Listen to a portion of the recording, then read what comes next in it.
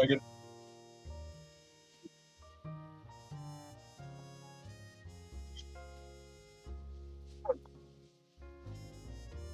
I can hear the music. Well, I can hear the audio through the stream, so.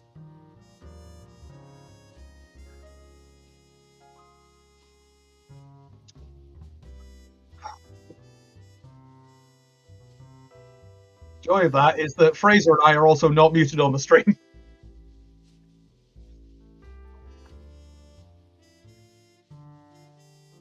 Ignore everything I'm saying. We're just doing technical fuckery, I promise.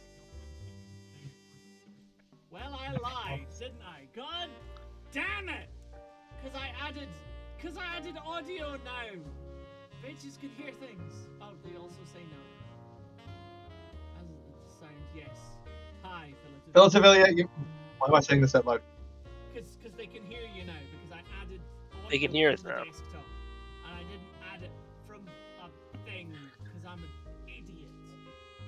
Ah, I give up. I actually give up on my entire life, on everything. I'm never streaming again. Also, Lyra's here. Hang on. Let me ruin absolutely everything. You're currently marked as viewing without sound. It might be on your end. Yeah. There's a silly person in the chat who's listening without sound. I'm always marked that way. Oh man, life is hard being Philadelphia. Okay, I'm gonna ruin. Chris, they can hear you too. You know that, right? I know they can. I turned my fucking audio on so that they can hear me losing my fucking mind. That's Yeah, but you're really quiet. Alright. Change scene time. Fucking. And the camera's not fucking working! Oh, sweet Jesus. Hello. Can it work from my camera, please? Right. So fucking professional. Right, so I've stopped my left ear cam. Oh yeah, because for some reason my the audio on OBS only puts me out the left speaker. I don't know why. I've yet to figure that one out. It is a fucking. It's fucking. I don't know. It's very stupid. Apparently, it is supposed to be working in stereo. Am I quiet? I mean, I did turn my volume down because I was peaking really badly. Okay. All right, I'm back up. Is that a bit better? Talking in the next room. Fuck. I give up on everything. Right, let me. And my fucking camera. Why doesn't it just fucking work? What is so difficult about asking technology to work consistently? Yeah, you can't because you can't hear yourself anymore, Fraser, because I changed scene and you've not got audio in here. So, sorry, I'm talking to everyone now. Fight. Which one is Chris? Which one is Jay? The ugly one or handsome one? Now fight. Oh, okay. I enjoy that. Fraser, they can't even hear you. Shut up. Right. What if I add? What about media source? What happens if I do that? Oh, that just adds a file. Oh, I don't want that. Get to. I mean, the one thing that's working. If anything's working, let's go window capture. Okay, and let's fucking do. There we go. Oh, this is gonna appear fucking over everything. Wonderful. I don't know if everybody can just see the. Can you see that? Yeah, that's what I figured. To love that, right? Ah, sweet fucking Jesus. You know what? Can you hear it though? That's more important. No, you can't. Remove. God, that. How did I? What the fuck did I do? That's not window capture then. It was. No, how did I do audio? That's what I fucking did. God, I'm so stupid. I'm so fucking stupid.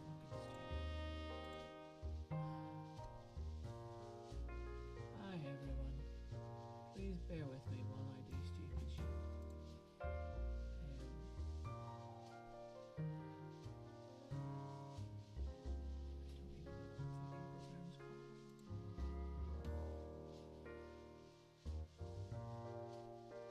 What? Right, can you hear each other? Stunning! Oh, wonderful. It just auto picked up the music. Oh, thank God. Yeah, no, you shouldn't be able to hear yourself in the stream, so that's good. I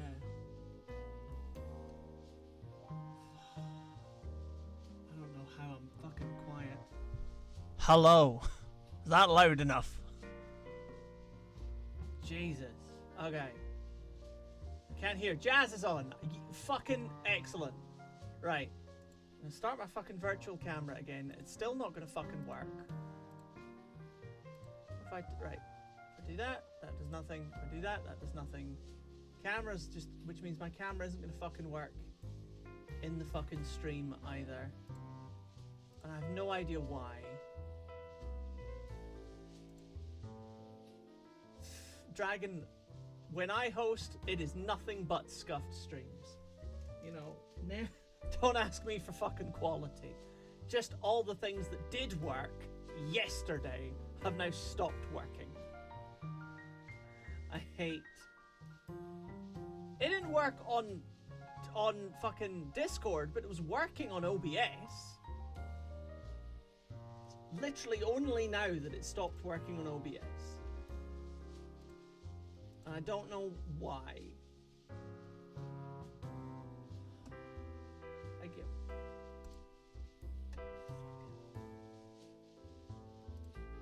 Device Logitech webcam. So it is just supposed to be pulling from the webcam. My webcam's got this lovely green light on saying, look, we're in use. We're here. We believe in you. I'm just gonna do the whole thing and nobody's gonna be able to see my fucking face. I actually give up. I don't care. Fucking hate technology. I wonder if I'll show up on Discord. Nah. Currently not showing up. Fuck all. Oh, fuck. I panicked for this. I actually panicked for this. Failed to start camera. Okay. Hi everyone. So, as might be clear from the large background image in the middle of the screen, my face was meant to be there. But as you might have guessed, we are doing Blades in the Dark tonight. You don't need to be able to see me for Blades in the Dark. I'm not important. We have 3 wonderful players. We're currently waiting on one of them arriving. So actually all of this scuff has been quite helpful because it's easier than fucking Dragon! It's not about London. We did a whole... Okay, for those of you who didn't watch our wonderful video that we did 2 weeks ago where we talked about what is Blades in the Dark, it's great. It's a real good time. It's a TTRPG where y'all are criminals. And it is a lot of fun. Is it about Birmingham?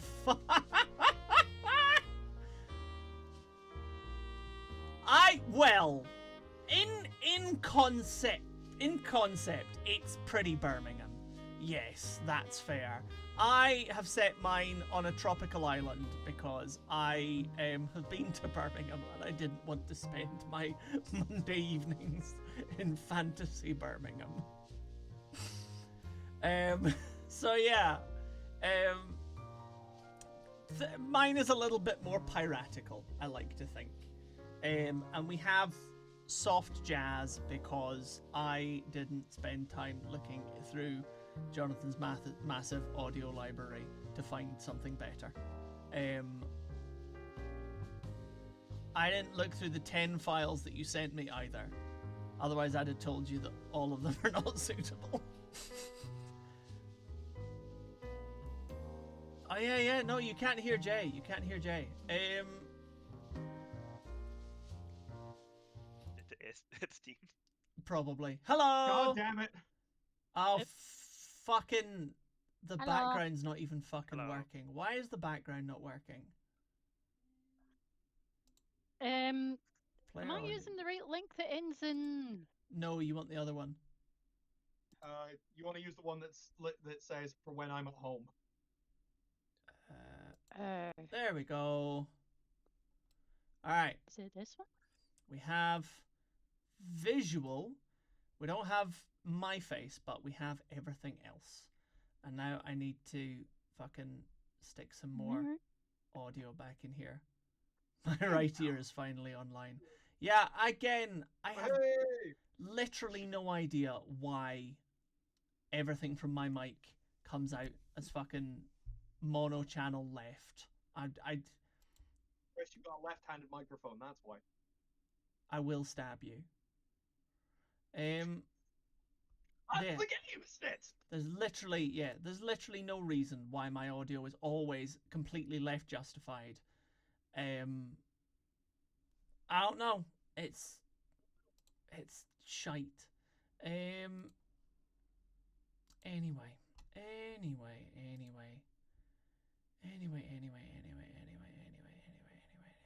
Well, all our cameras are good. We've got the background. Well, that's something. It's not fucked. It's not totally fucked, no. Right. I'm loving that confidence.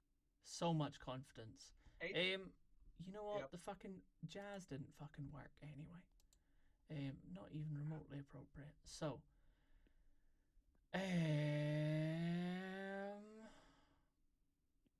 hi everybody.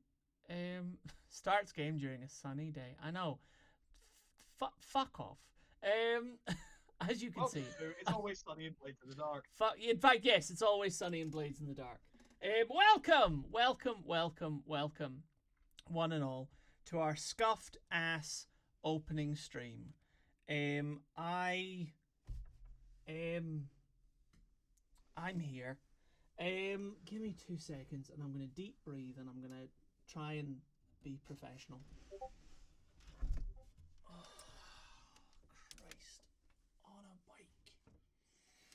Well, that is a good-looking costume, Dragon.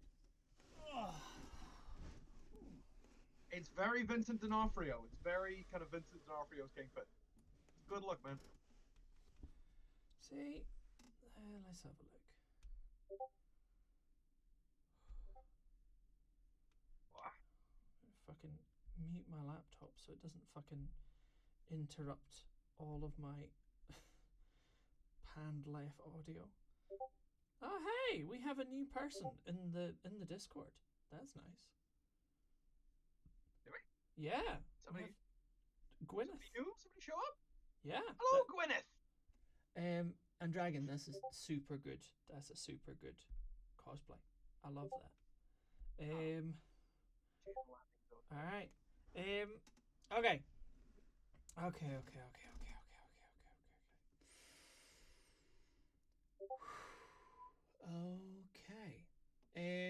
So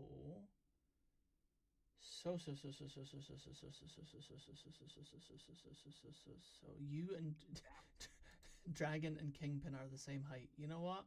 I'm here for that fact today. That is a delightful factoid. I am well up for that. Hey, my mouse appears. That's wild. I didn't realize when my mouse was going to appear. Okay. Right.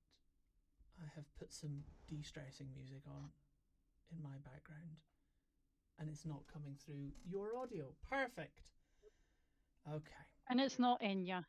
And it's not Enya, in fact. Enya might have been Yeah, wait. appropriate, you know? Enya might have been appropriate. Anyway, for those of you who didn't watch our Blades in the Dark, our What is Blades in the Dark video, one, go and watch it. It's delightful. It's just as prepared as this, but slightly less rambly.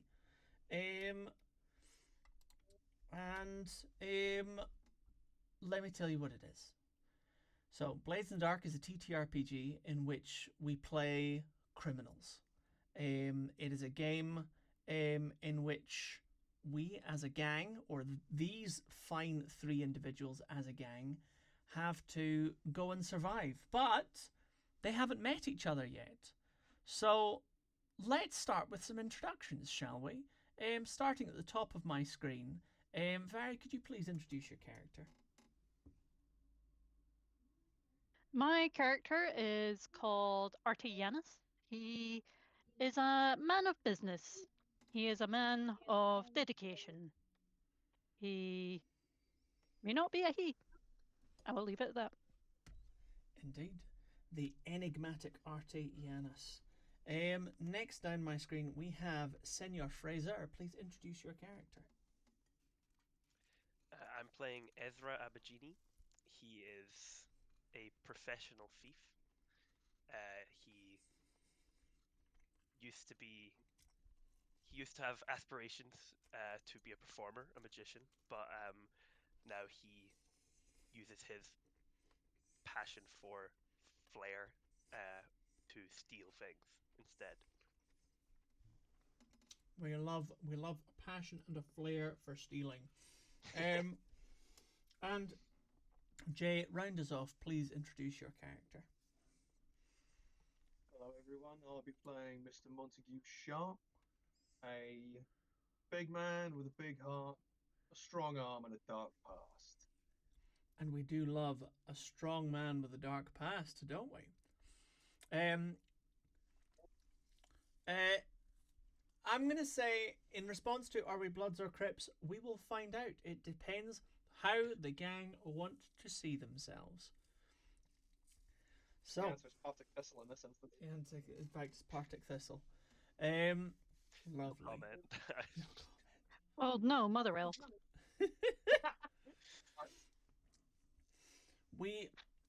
Our scene is set. Our scene is set. Our scene is not set. To set our scene, that's what I want to do. I want you to picture an ocean. A large ocean. So large it could not be crossed without weeks, months of sea voyage. And in many sailed ships propelled by powerful magical winds. Closing in near the center of this ocean, we see ships diverting from their travel to go towards an island. Zooming in further, we see on this island a city brimming with people and life more than its thin walls can hold. People on every street corner singing and selling and shouting whatever you can imagine.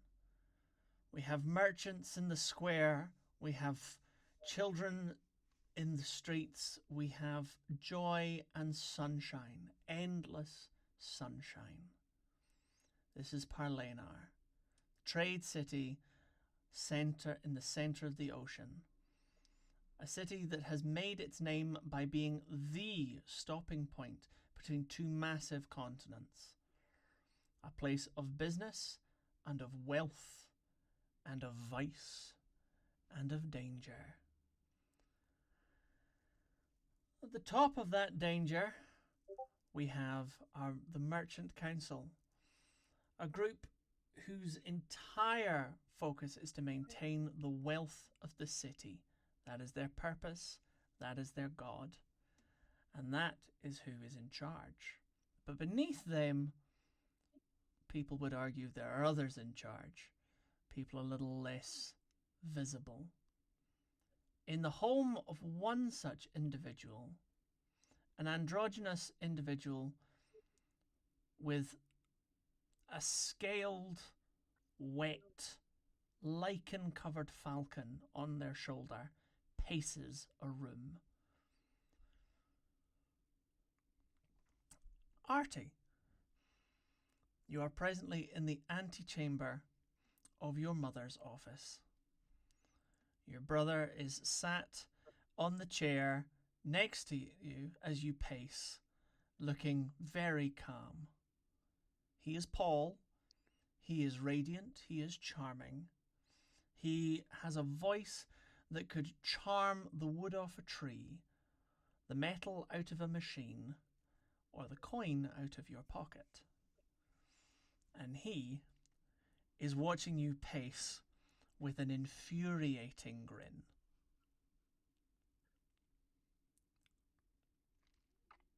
What are you grinning about? Nothing. I just think it's funny. You would, wouldn't you?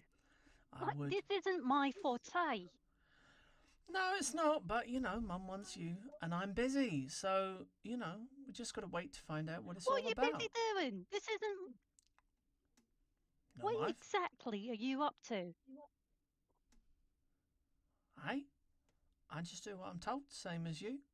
The door opens, and an angular gentleman ushers you in.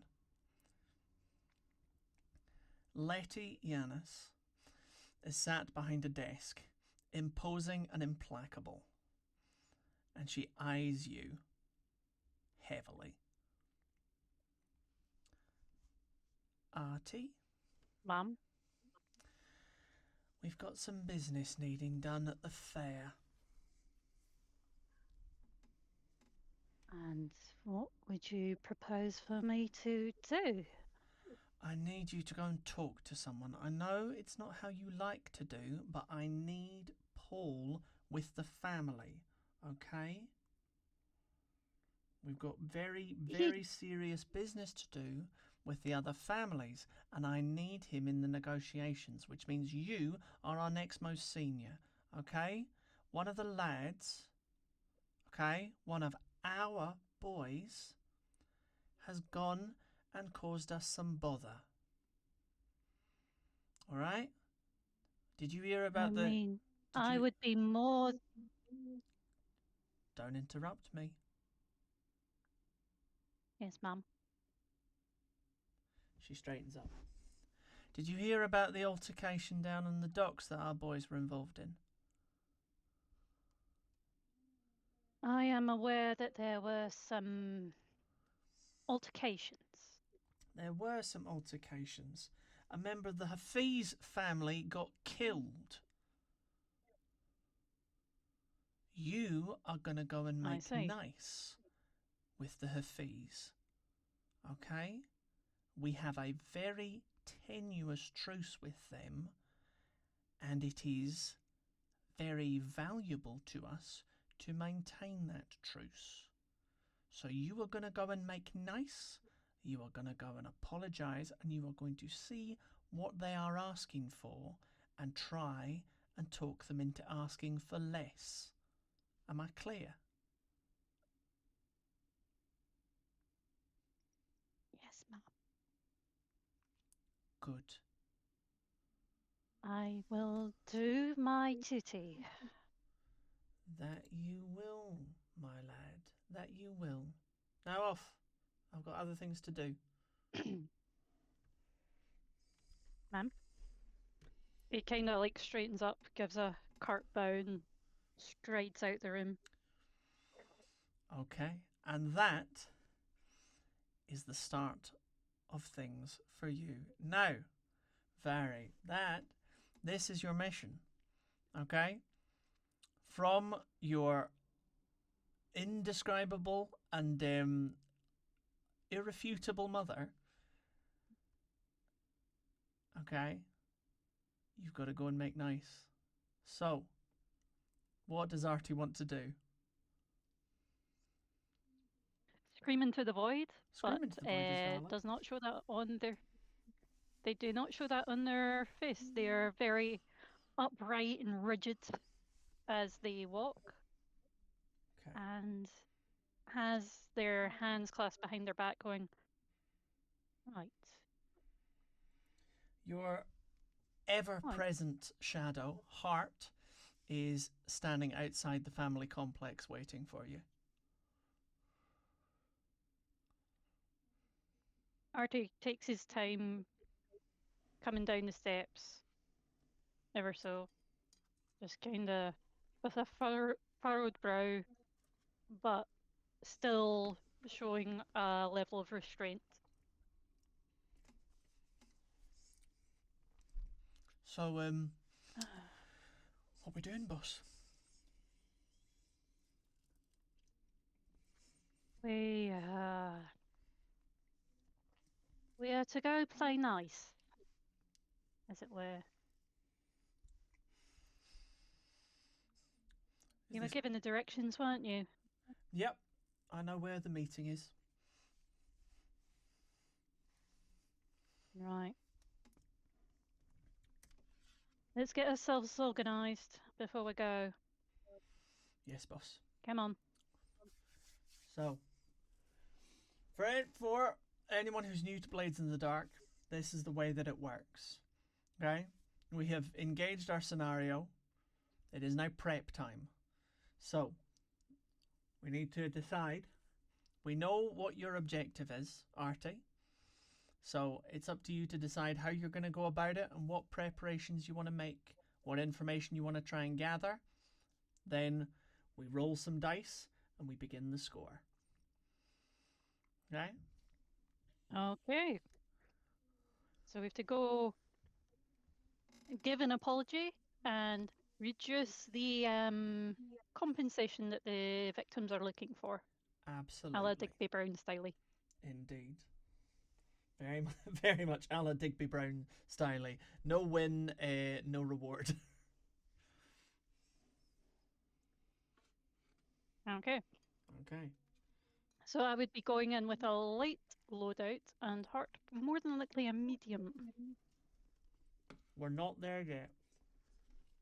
The question currently is, My apologies. what do you want to do to prepare? What preparations do you want to make?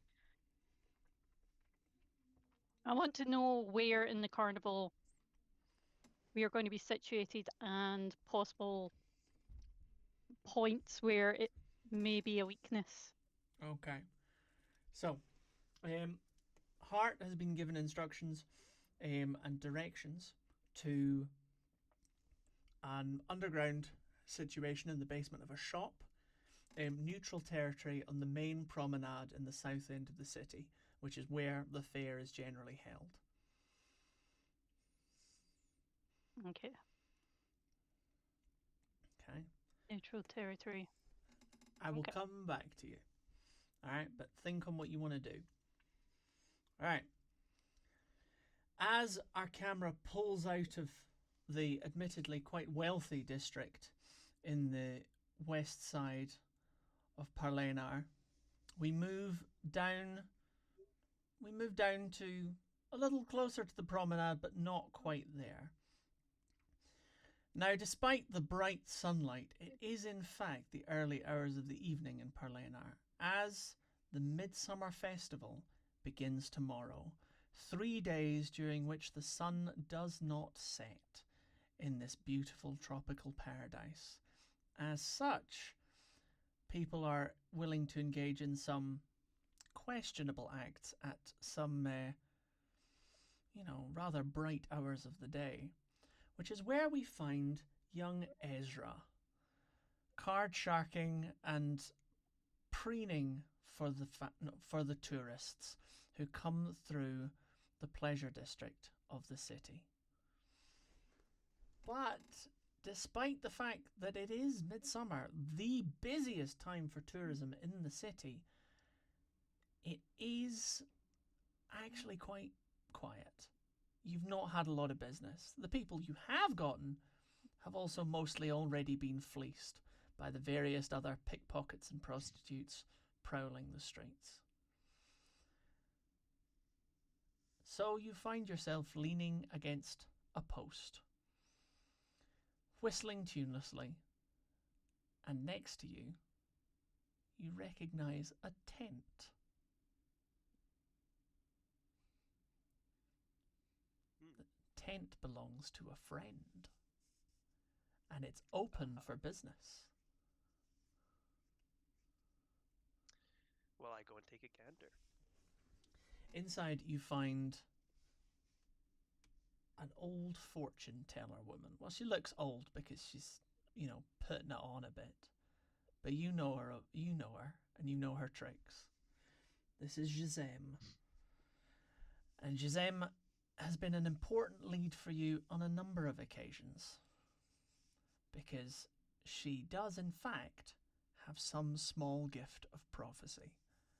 Now, for the viewers, Blades in the Dark is always been a little bit mystical. Normally, however, all of the mechanics centre around spirits and ghosts. In this game, I have replaced them with fairy magic.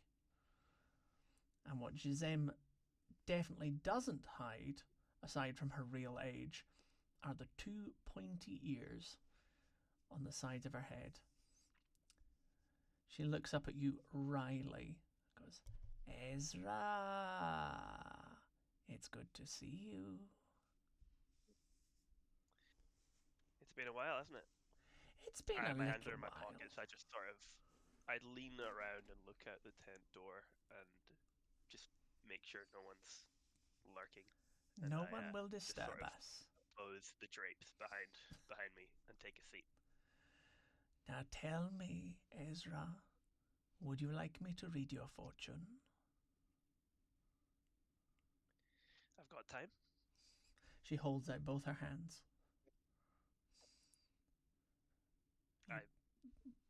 Thank you. Place yours in them. Yeah. She takes your hands, palm up, and she studies them.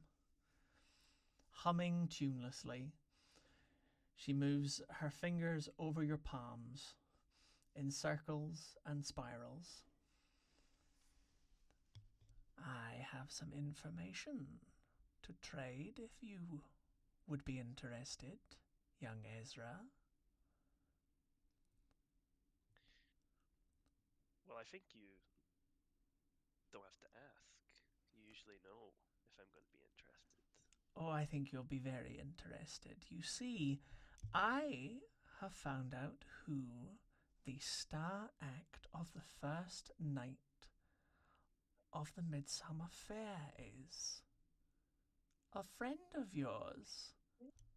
A certain magician of your acquaintance. He sort of clenches his jaw when she says that. He's the star act, huh? He has been paid big money to make a big splash for the kiddies.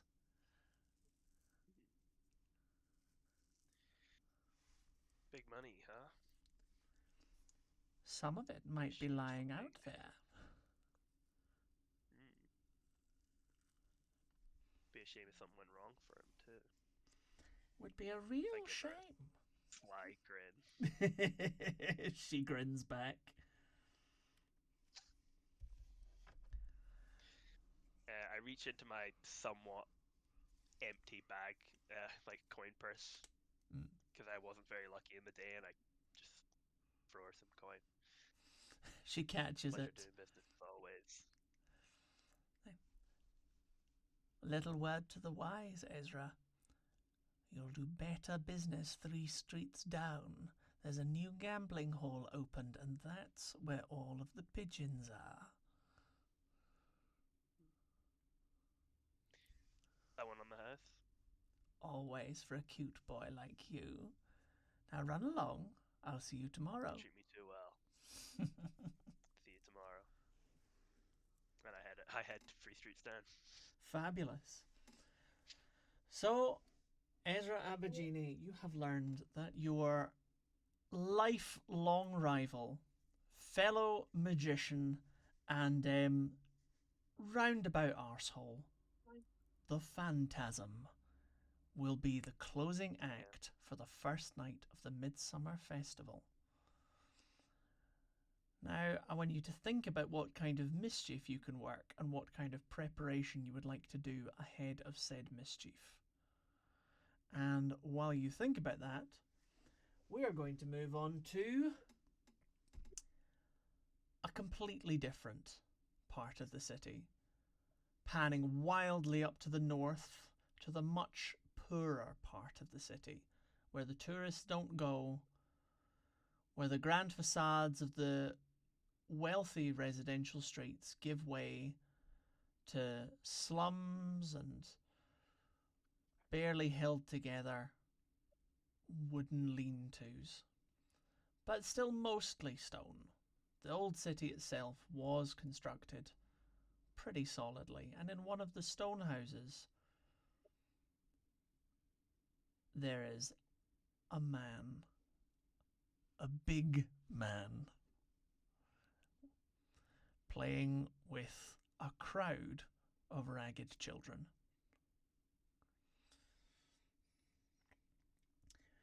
Until he's interrupted by the entrance of Mrs. Docherty, an elderly and charming lady who has a heart as big as a whale. Runner, owner and operator of this here orphanage, and employer of Monty. Hang on a second. This is the bit where I remind myself. This is. He calls it Michael. Yeah, I was going to say Michael. There we go. That's what I was looking for. I couldn't. I didn't put. I didn't fill in my notes with everything that I meant to. Last night. Michael, darling, Michael, my leg and my hip are acting up again. I can't be doing with taking the children out to the fair tomorrow. Will you be all right to mind them? Yeah, I think I can handle that, Mrs. Docherty. I think I can handle that quite well. Oh, thank you, Michael. I appreciate it. I'm going to go take a quick lie down. The dinner for all the children is on the fire just now, though, so they just help themselves. Obviously help the younger ones. Make sure they don't burn themselves. Of course. What would I do without you, Michael? She totters over into her room. Probably a better job. He mutters under his breath. Now, Michael. Right then. Everybody, gather round. Dinner's nearly ready. Come on. And Monty is gonna he'll scoop up a couple of the smaller kids because he can carry like 4 of them in his big arms, and sort of lead the march into the kitchen. And he kind of directs some of the kids. Some of them, basically, whoever's job it is to pass out the bowls, whoever's job it is to wash up. He's just kind of overseeing and directing and making sure everything's going nice and smooth. Lovely. While in the back of his head, quietly shitting himself at the prospect of taking these kids out for the fair tomorrow. Absolutely. Now, the Midsummer Fair is the biggest event in the year. 3 days of endless sunshine where revelry continues 24 hours a day, with the only observation of time being trying to get the kids back to bed occasionally. But the festivities truly do not end for the full 3 days. Everyone is there, and Monty might have reasons not to want to be known by everyone. And that is your mission. Can I do something after the kids have gone to bed? Absolutely, you can. Yeah, because I want to do something as preparation for the thing. Absolutely. Well, say what I'm going to do then is I'm going to run down the order again. Now, normally in Blades in the Dark we do it as the full squad, but the squad haven't met each other yet. The squad are not a squad. We have 3 individuals. So, in order to help everyone get into the kind of rhythm of how this system works, we are running the score, as it is called in the rules, individually for each player. So I'm going to run back up to the top of the order. Artie, what preparations do you want to make? I want to know the person who was dearly departed, like what their family circumstances were. Yeah. I would like to know what compensation the family would be looking for in such times, so I could make adequate preparations for that. Okay. And I would like to scout out the surrounding area, as in know what acts are going to be taking place near the neutral territory. Okay. So, well, the first one is easy enough. So, the Hafiz family, you'll be more than aware, are a trading partner and rival gang on the other side of the fence, from the eastern side of the city.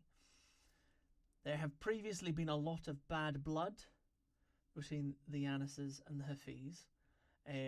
However, recently some unity was arranged and some peace given as part of a trade exchange where the Hafiz were able to supply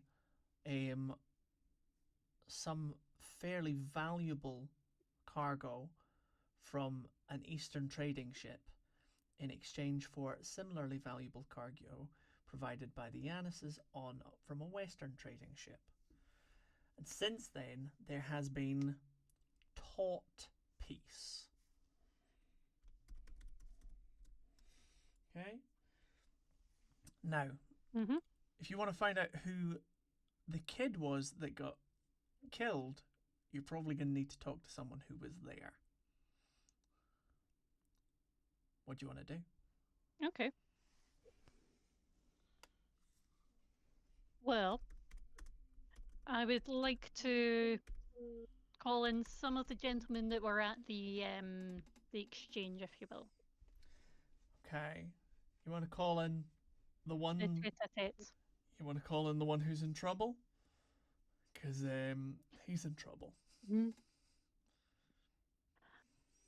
Not the one that was in trouble. Okay. I want to call in perhaps his best friend. Okay, that would be Levi Yanis, who stumbles into your office somewhat shaky. I'm sat down waiting for him with clasped hands. You wanted to talk to me, boss? I don't require the honorifics here, Levi. I think we know each other well enough by now.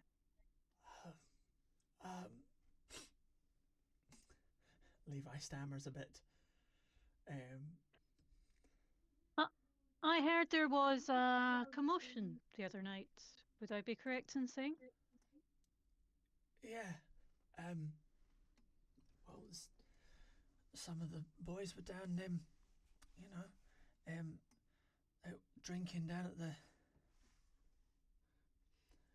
Ragged Flagon, and Al, you know Al, he just got a bit sun mad with it, heat and drink and that, and he said the Fees boy, he said he looked at him wrong, and turned out there were 12 of them, and there were about 15 of us once we got some help in, and we did try and break them apart, but Al, he's not the most thoughtful of lads. Yes, I am aware. And the Hafiz boy. What do you know of him? Well, He's one of the young lads. You know, one of the toughs, one of the up and comers. I think he does the fighting rings from time to time. But well, he was even more drunk than Al was, and he was swaying a bit. You know, Al just kind of got him lucky.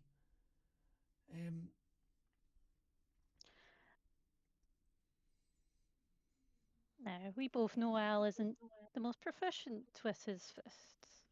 No, but he had a knife, boss.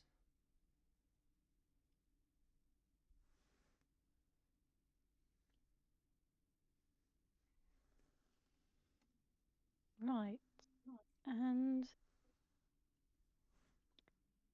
why did none in our gang decide maybe best leave off? Well, it had already started before we knew it was happening, boss. It was like I said, we did try to stop him, but Okay, Levi. Well, I'm going to talk now, and this is what you are going to do for me.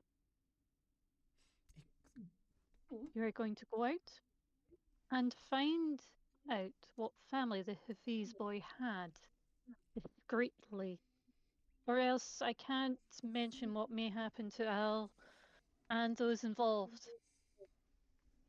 You do understand, don't you? yes, boss. Utmost discretion with this. Utmost, boss. Report back to Hart when you can.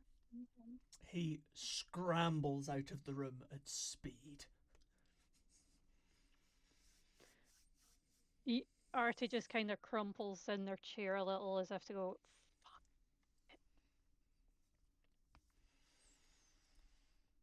Okay, so the other things you wanted to know was what they want. We've not got any way of finding that out unless you happen to have access to some spies in the family, which not likely at this point. If we had that information, we'd have No, it but I already. just kind of stroke my bird's like collar and see what they can scout out. Okay. Right. I'm going to make you roll for this then. Because this is, Okay. you know, we're wanting to go and scout in enemy territory, so I'm going to make you roll for this. Now, because I don't want prep to run on too long, what was the third thing that you wanted? Yeah. What acts are going to be around the neutral territory? Okay. In which case, then we'll say that Hart has gone out and is going to go and collect that information for you. Grab a brochure or something. So that's all good. So I want you to roll me for your sending your bird out to scout, and then based on that roll, we'll then do your whatchamacallit roll. Your engagement roll. Engagement. Okay. How many dice am I rolling? One or two? You tell me, what skill do you want to roll? Oh, that is a good question. Yeah.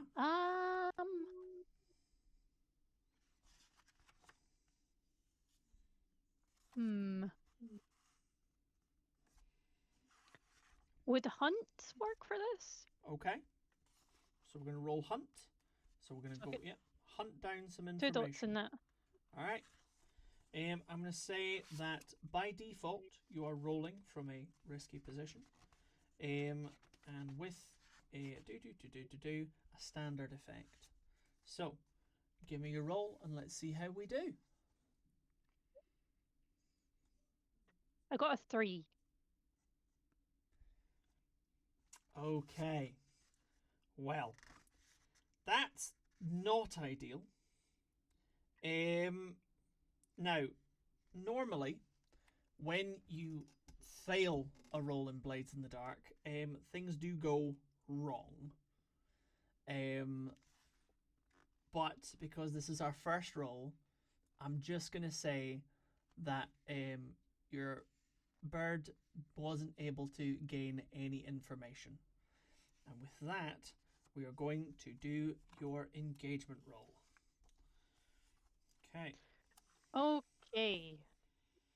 So, first things first, we need to figure out what is the type of score that we are doing.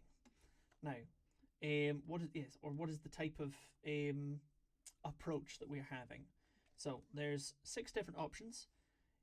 It can be an assault, where you're planning to do violence to a target. Deception, where you plan to lure, trick, or manipulate someone. Stealth, where you plan to trespass unseen. Occult, where you plan to engage in a supernatural power. Social, where you negotiate, bargain, or persuade. Or transport, where you carry cargo or people through danger. It's going to be a social one, isn't it? It's going to be a social one. Okay. Oh. All right. So, we know what we're doing. We're going for a social plan. Okay. I'm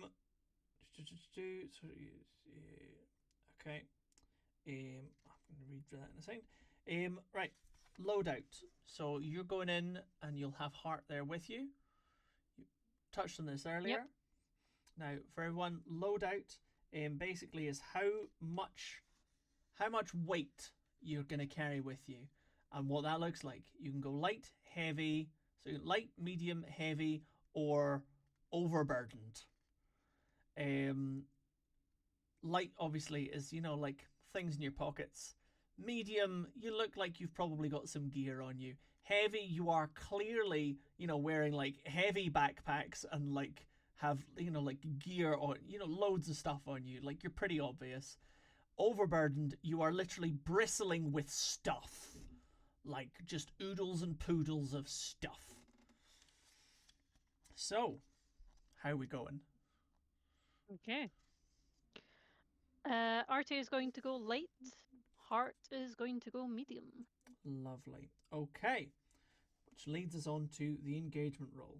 Now, for our engagement rolls, we always start with 1 dice for sheer luck. This is where I open all of my dice bags. So 1 dice for sheer luck. Dice Goblin, ahoy! Dice Goblin, ahoy! I now have many dice. Is this operation particularly bold or daring? What do you reckon? I would say it's tense. I wouldn't say it's daring or bold. Yeah, I wouldn't say so. This is a pretty simple, like thing gone wrong, go make nice. Does the plan's detail expose a vulnerability of the target or hit them where they're weakest? No. No. Do you have any friends or contacts able to provide aid or insight? Hart's currently getting some information, and Burb wasn't able to, so. So I'm going to say that's a no. And then, last but not least, are there any other elements that you want to consider?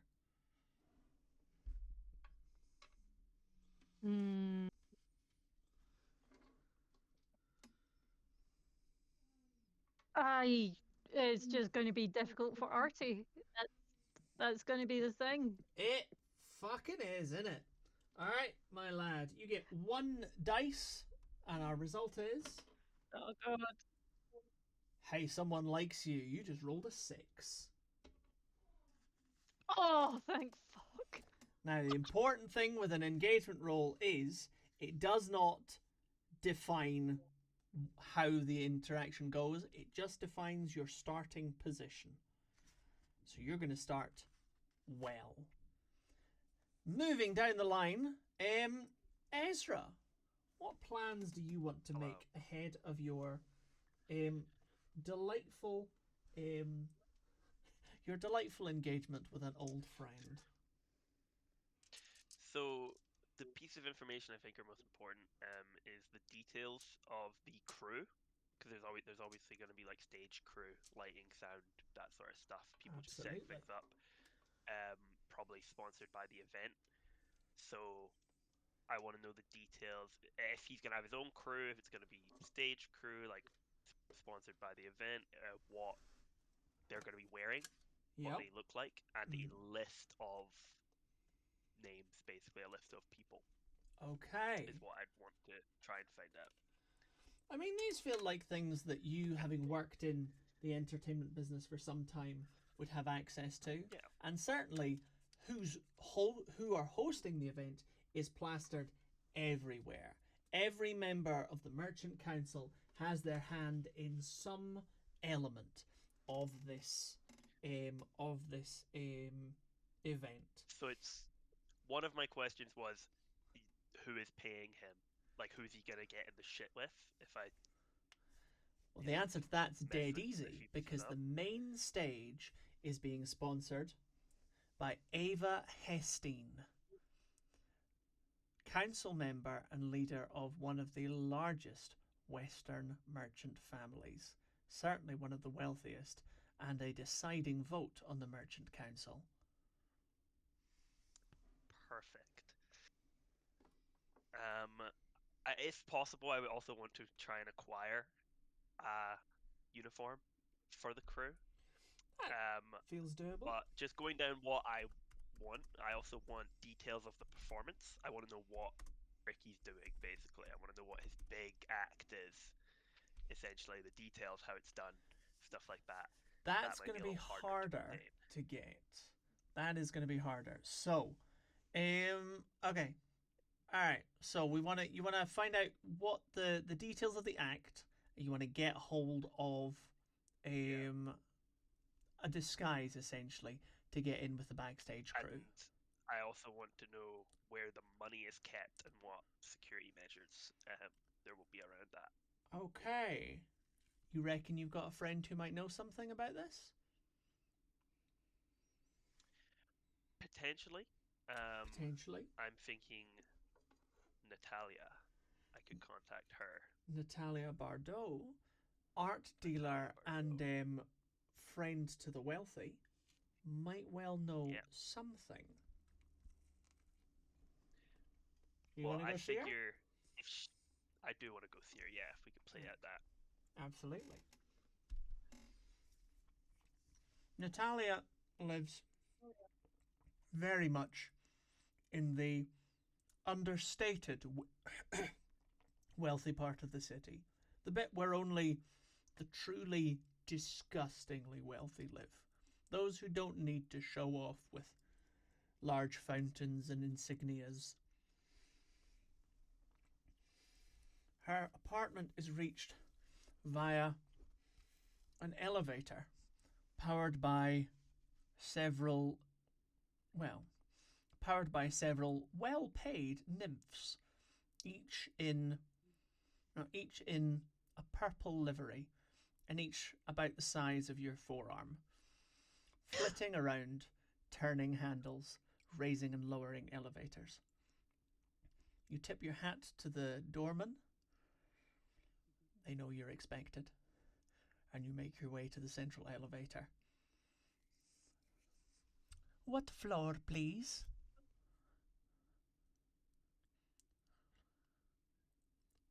Just Natalia, wherever Natalia is. I'm not sure. Miss Bardot's floor is the penthouse. I take you there. Yes, thank you. And the lift begins to move. Once it's reached the top, the guardrail's been removed. You step out into a living room of sheer luxury. Natalia herself is lounging, one of her favourite pastimes, staring at a really absolutely delightful piece, which, given your long acquaintance, you are certain is a forgery. Ezra, darling, tell me. Natalia. What can I do you for? Phantasm. I'm sure you know he's performing tomorrow. I'd heard some whispers that he might have been approached by the Hestines. They do love to plaster their names all over those billboards. Well, I'm looking to maybe throw my hat in that ring you a cut of whatever I get out of it. Naughty boy. All right, I'll bite. What do you want? I need to know what his act is, his big trick. Well, And I need now to know you're where asking for the money's being kept. impossible. I can't tell you. You would know better than anyone, darling Ezra. I guess that one is a long shot, but I do figure you can let me know where the money ends up kept. Well, the Hestines employ their own security forces. They don't rely on the guards.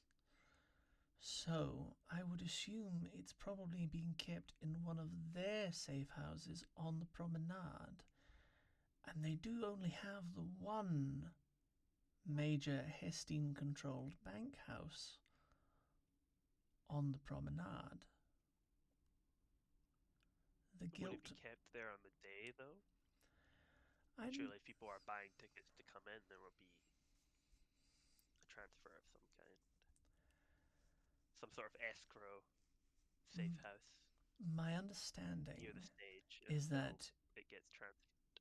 My understanding is that as the primary sponsors of the first day of the event, the Hestines have arranged for runners to ferry money and change between the stalls and the bank.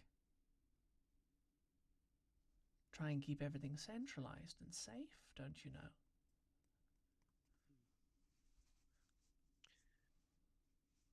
So, just out of character, how far away is that bank house from the stage? So the stage will be in the itself? centre of the plaza. The bank house specifically is on the far western end, so it's a reasonable distance. I will advise you that each of these runners will be armed, but I imagine if you deport yourself in a particular way, that shouldn't necessarily be a problem.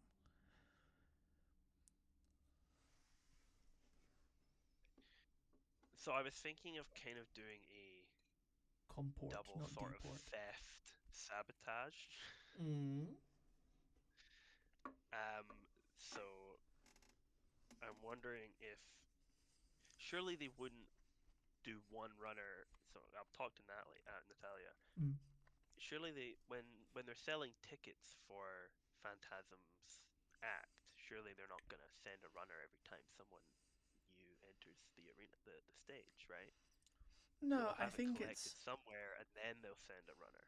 I think each stall is keeping things in a strong box, which once at a particular heft will then be transported and traded out. So the stage itself may have a bit of a, or at least the ticket stall may have a bit of a heftier strong box. It's possible. It is the main act, after all. It is likely where everyone will want to be. I'm thinking if you could do me a bit of a favor, Mm-hmm. call up the Hestias, say to them, listen, I want to make sure that this money's being handled in the correct way. I assume you have a finger in this pie, right? Naturally. You always do. So you can, you know, you're just concerned about your own assets. You don't want any security risks on the day. Alright, this sounds to me like we have a plan then. So, just so that I'm clear, Fraser, Ezra is asking for Natalia to make contact with the Hestines and take charge Or of not, some not of the necessarily money. the Hestings do it. But take charge of some of the I money want her to handling? call up essentially saying that she is concerned and she wants to, have it be known that her money is safe.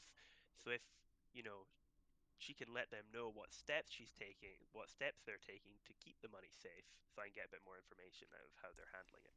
Right. Okay. So she's there to as a concerned information, customer essentially.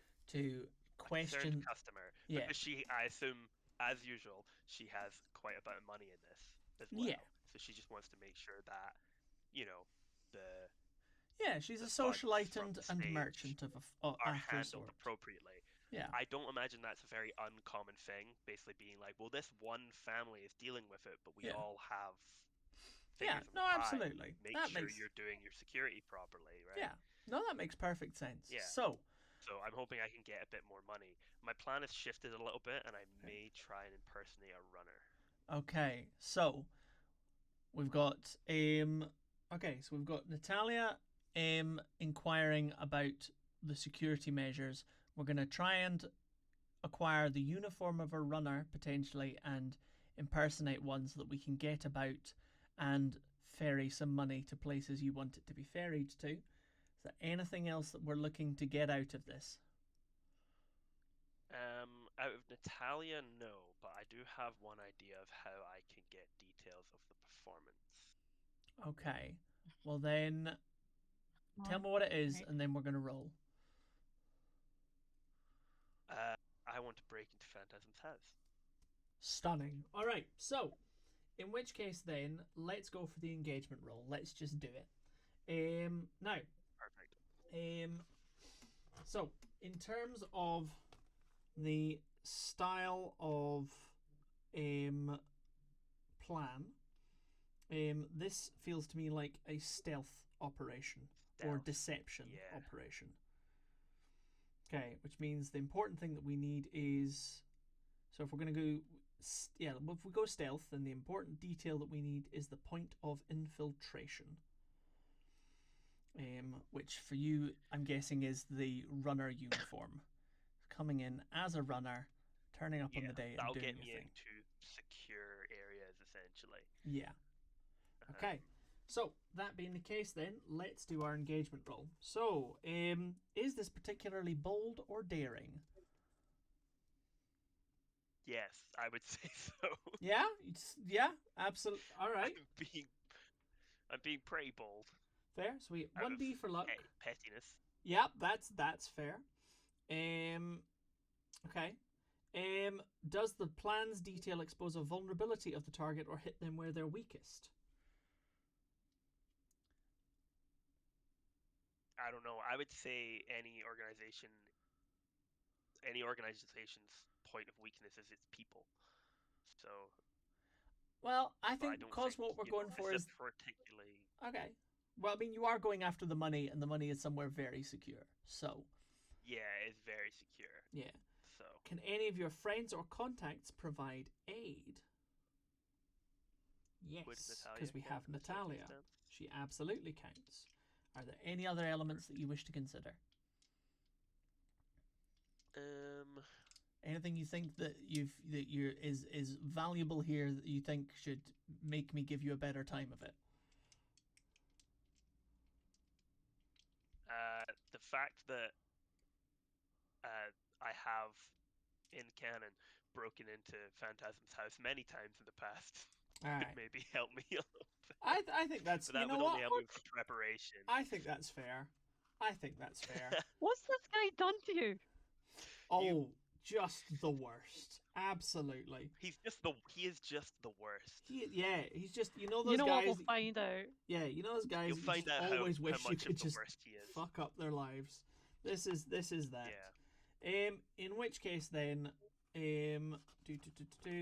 am going to say then that rather than adding an extra dice, what I will say is that if we do super well, then I'm going to say then we get great effect. So I'm going to increase the effect level from your result. Okay? Nice. Okay, so how many dice am I rolling? You've got 3 dice. So let's have a go. 3 dice. Oh, Fraser. I'm rolling the engagement rolls. I am so sorry. Cool. If I had a camera, I would show you. You have rolled 2 1s and a 2, my boy. So we are gonna come back to you. Oh damn it! Oh, no. All right, Monty. what preparation do you want to make? Couple of things. Mm-hmm. First thing, a normal thing and a clandestine thing. First Sure. thing Monty is going to do is he is going to get his hands on a brochure and try and figure out what acts would work best for the kids. Okay. He's going to do that probably while they're still awake. He'll send one of the kids out just to scrounge a leaflet after dinner. Yeah, that's fine. That's But once easy. Yeah, that's nothing. But once the kids have gone to bed and he's been kind of looking through the brochure and he's like, oh, the Great Phantasm's doing an act. So that's a fairly secret. easy. It's a So you don't know the Phantasm. You just know there's a big secret finale on the first day. Sorry. Oh, sorry. I thought that was being publicly advertised. No. It was secret information that only Ezra has. Fair enough. Then once the kids have all gone to bed, Monty is going to sneak out of the house Okay. with his face covered and masked. Mm-hmm. And in every city like this, there's always little people on the fringes of things who know what's going on. Yeah. Roger, you And- can't call them that. And Monty might know one or two of them. Mm-hmm.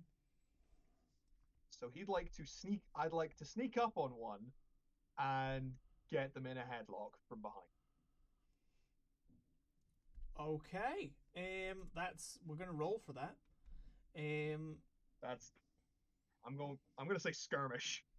I'm happy with that to be a skirmish roll. All right. Yeah. Give me it. Okay, I got 2 points in skirmish, so I'm rolling 2 dice and taking the highest. Yep. That's 2 5s. Okay, that's a success with a complication. So, I'm going to say that, who was it that you snuck up behind again? There's probably some beggar or pickpocket that would have their finger on the pulse and understand kind of what's going on in the more criminal side of things. Okay, so we're just kind of going for just a guy who looks kind of criminal. Okay. Probably someone that Monty might remember. Okay, that's fair. Or someone that Monty might remember. Okay, Yeah. that's a different deal. Okay. It's a different kettle of fish, yeah. That is a different kettle of fish. Okay. Well then, I am going to say that you get him, but we're gonna start a clock. And it's gonna be we're gonna call this clock.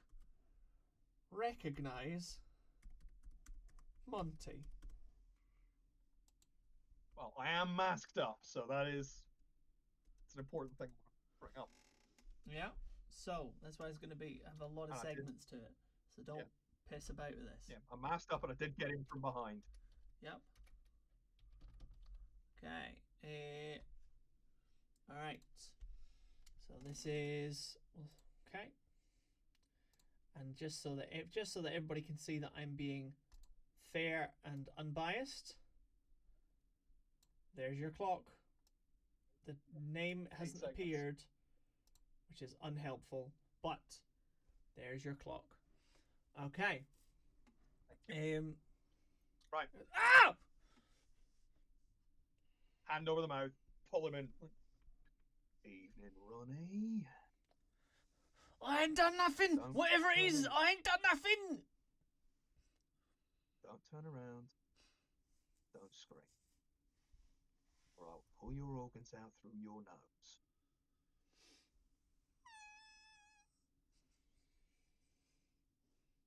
I just want to have a little chat, see? I'm happy to chat. I love chatting. Chat all the time. My favourite pastime. Now, There's always something going on at the fair. There's always bigwigs from the families prowling about. Any idea if there's something going down?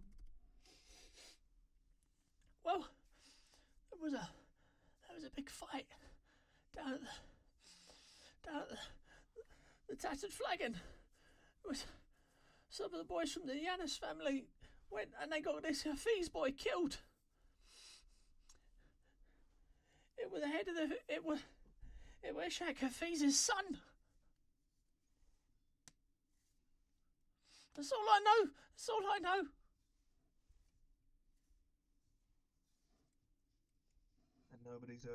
And nobody's heard nothing from the butcher, have they? Alright, that's that's blatant enough that we're gonna add a segment to your clock. Alright, Butcher? I don't know, Butcher. I don't know, Butcher. Don't talk to no Butcher. Don't be dense with me, Ronnie. I don't... What's Roslov been up to, eh?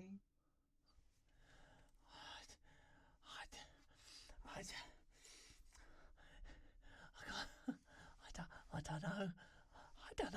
I don't know, no, Roslov. I don't know.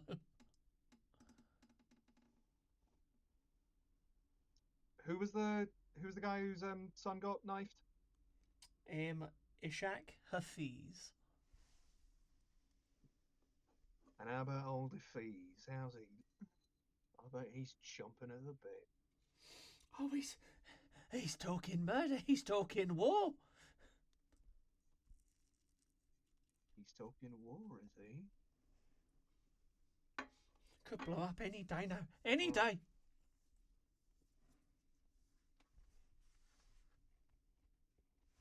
What about the Yanis boys? They've been kept out of it. I hear the boy what did it. Ow! I hear he's been well, he's not dead yet. I'll be surprised if he survives the night. Alright then, Ronnie. Run along. And don't look back. Ronnie Scarpers. Okay. Monty feeling very, very anxious about the next day is going to slip back into the orphanage, climb back through the window, making as little noise as possible so he doesn't wake Mrs. Doherty, and probably not going to get a lot of sleep that night. That is fair. Right. That feels like your prep. So, what kind of score are we running, Monty? I'm absolutely running a transport score because my aim for the day is to look after these kids and make sure they are safe as they travel around the fair. Okay, so for transport, we need the detail that we need is the route and the means. Now you've got your brochure, you've got your little it's got a little map of what all the different stalls are. So I want to know I'll talk you through what's there, and then I want you to tell me where you're starting. Okay? So, at this fabulous and delightful fair, we've got what? I was going to say, would I know any particular regular things that come, because the fair is a yearly thing, would I happen to know that any of them are fronts for the Yanis's or the Hafiz? So most of the entertainment is freelance. Like generally speaking, carnival operators, performers, singers, dancers, magicians generally don't tend to be parts of families. Those aren't really considered worthy or Thing. appropriate, kind of careers.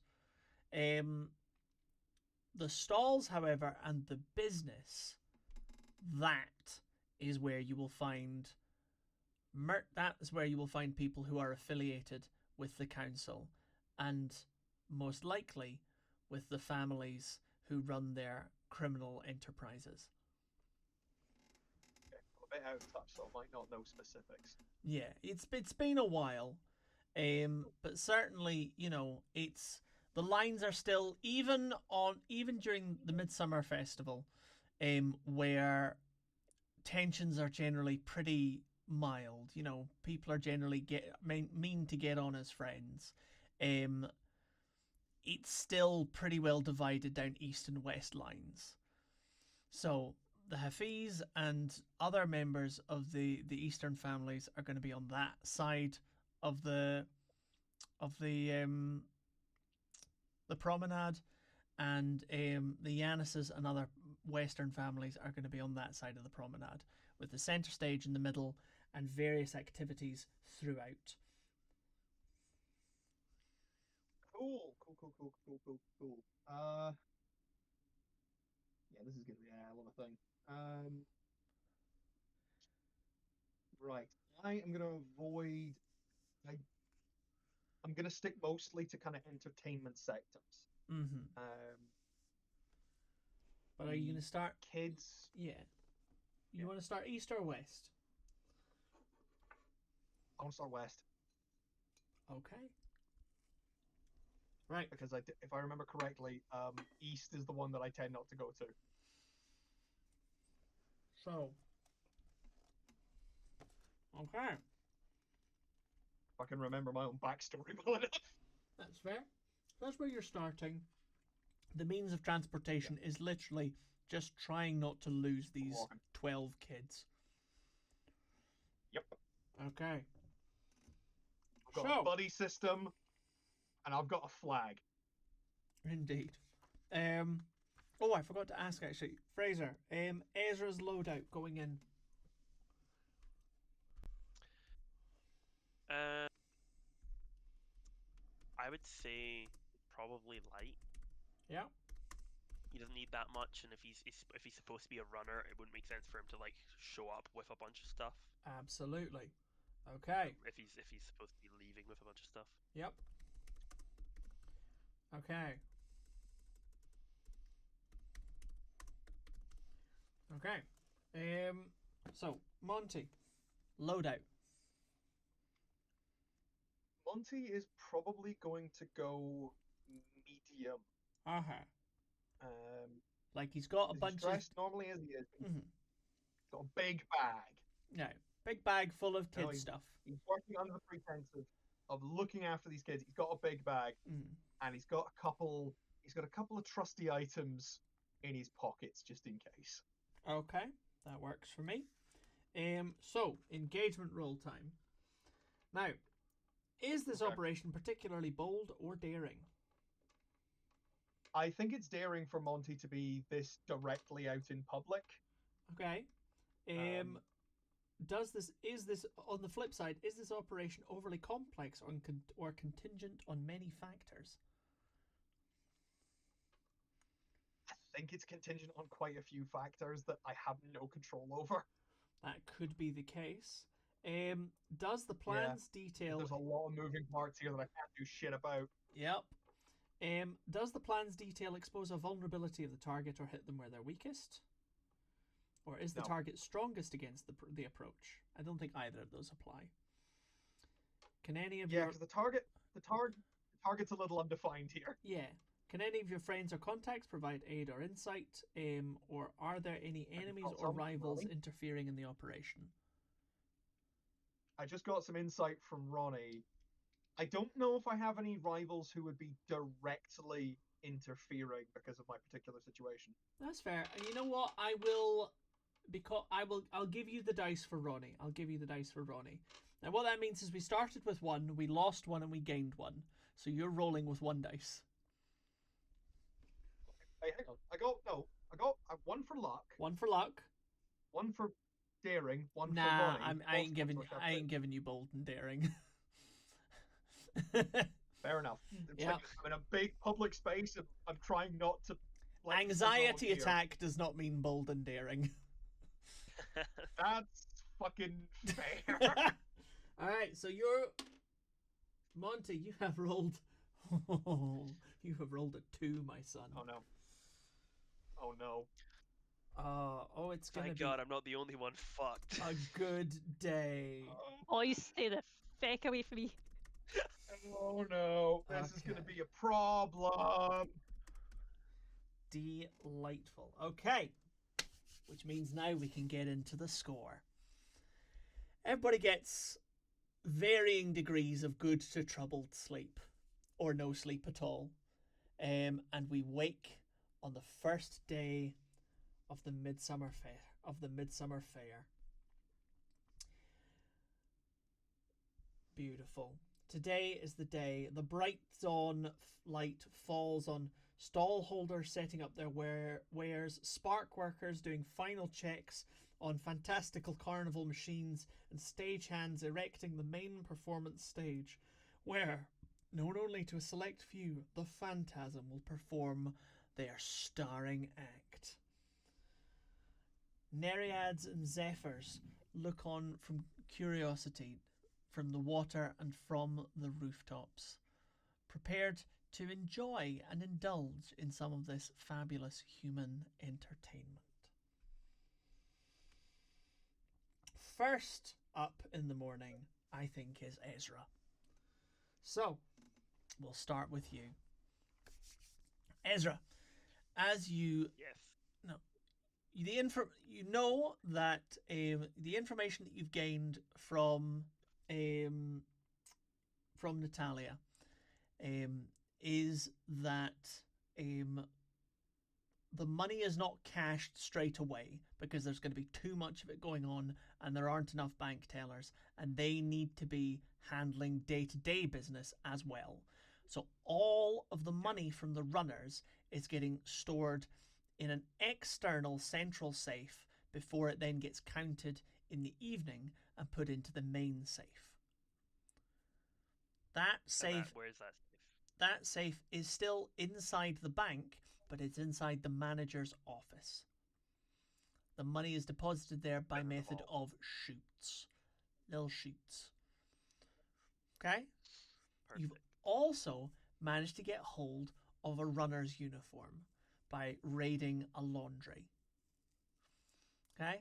It's a bit snug, Good stuff. but you've got it. Okay? And so, you Did turn I up for break duty, into Phantasm's house? and you did break into Phantasm's house. I And read his diary, so I know what he's going to be doing. you did indeed, and you saw the mechanics of this fabulous new fire trick he's planning on performing. It's a massive vanish trick. and reappear, incorporating fire, that will be a huge wow to the crowd. His set list before that is pretty standard. A bunch of tricks you've seen before, things he's known for. But the finale is going to be a big fiery vanish. Okay? So, feeling pretty confident with yourself, feeling pretty comfortable, feeling pretty good, you saunter over to where the runners are all lining up for their day, in front of the bank, with a tall and severe looking Have a woman at the front. Cap on as You- well, obviously. Absolutely. Just to. Now, because you are so very pleased with yourself, and so very trying for people not to recognise that you don't belong there, it's only once you get to the back of the line that you realise that your coat is the wrong colour. Everyone there is wearing forest green, and you are wearing royal purple.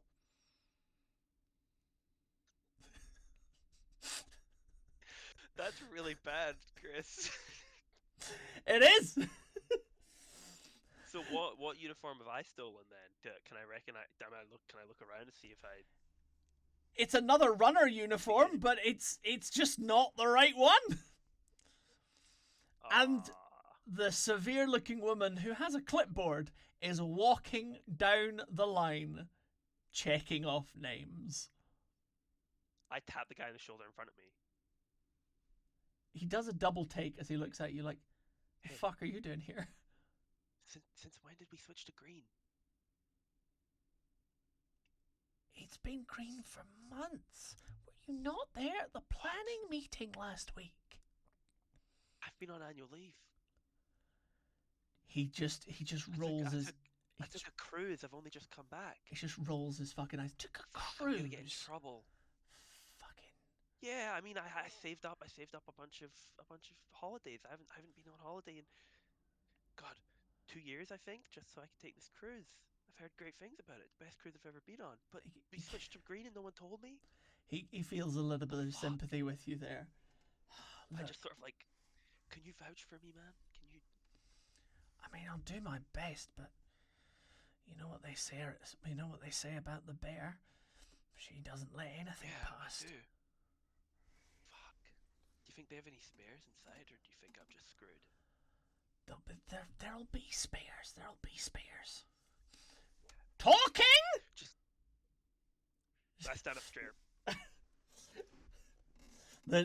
The tall woman is there looking down on you, with close cropped hair, and sharp beady eyes, and a very officious pen on her clipboard. And what are you wearing? Ma'am, I have just come back from holiday. I did not know I we switched to didn't green. I missed the ask. planning meeting. I did not ask for your life story. Everybody flinches. So Ezra right now is actually very calm and collected. Things have gone wrong for him before, but Yeah. he is acting really like nervous and sheepish and stuff. And he's like, I'm so sorry, ma'am." And he's looking like down to try and seem like he's really nervous. All right, roll me something. Roll me something. We're gonna see But, how like, well you nervous get as if it's his past it. first day. Nervous not because he's doing something wrong. you know? Yeah, I mean, I'm liking all of this. All right, roll me something, and we'll see how you do. Let's see. Let me remind myself what the stats are. Probably sway. All right. Yeah, I'm happy to go with sway. I have 1 point in sway. So do I roll 1 dice? You roll 1 dice. Ooh. 5. 5. Hey, all right. You know what? That's a success with a complication. Okay. She looks down on you as you snivel, and I'm sort of, shake. like, looking down, but I just keep glancing up at her. Yeah. It's like, hang on. She looks at you and she goes, if you can find a uniform indoors and you can be back out in 5 minutes, then I will not sack you on the spot. Go! Absolutely, thank you very much. And I sprint indoors. Excellent. Cracking. So I'm indoors and everyone else is still outside. Absolutely. And you have 5 Perfect. minutes. Okay, what do I see when I go indoors? Because obviously I don't know the layout of this place very well. I'm Yep, just no, kind of that's- winging it right now. Absolutely fair. So, again, I'm gonna ask you to roll me something, and I'm gonna ask you to, Yeah. convince me what you're rolling.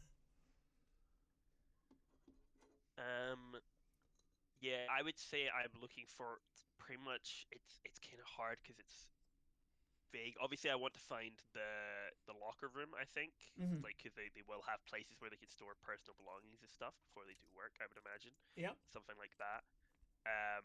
But I also am just on the lookout for anything that might be useful, like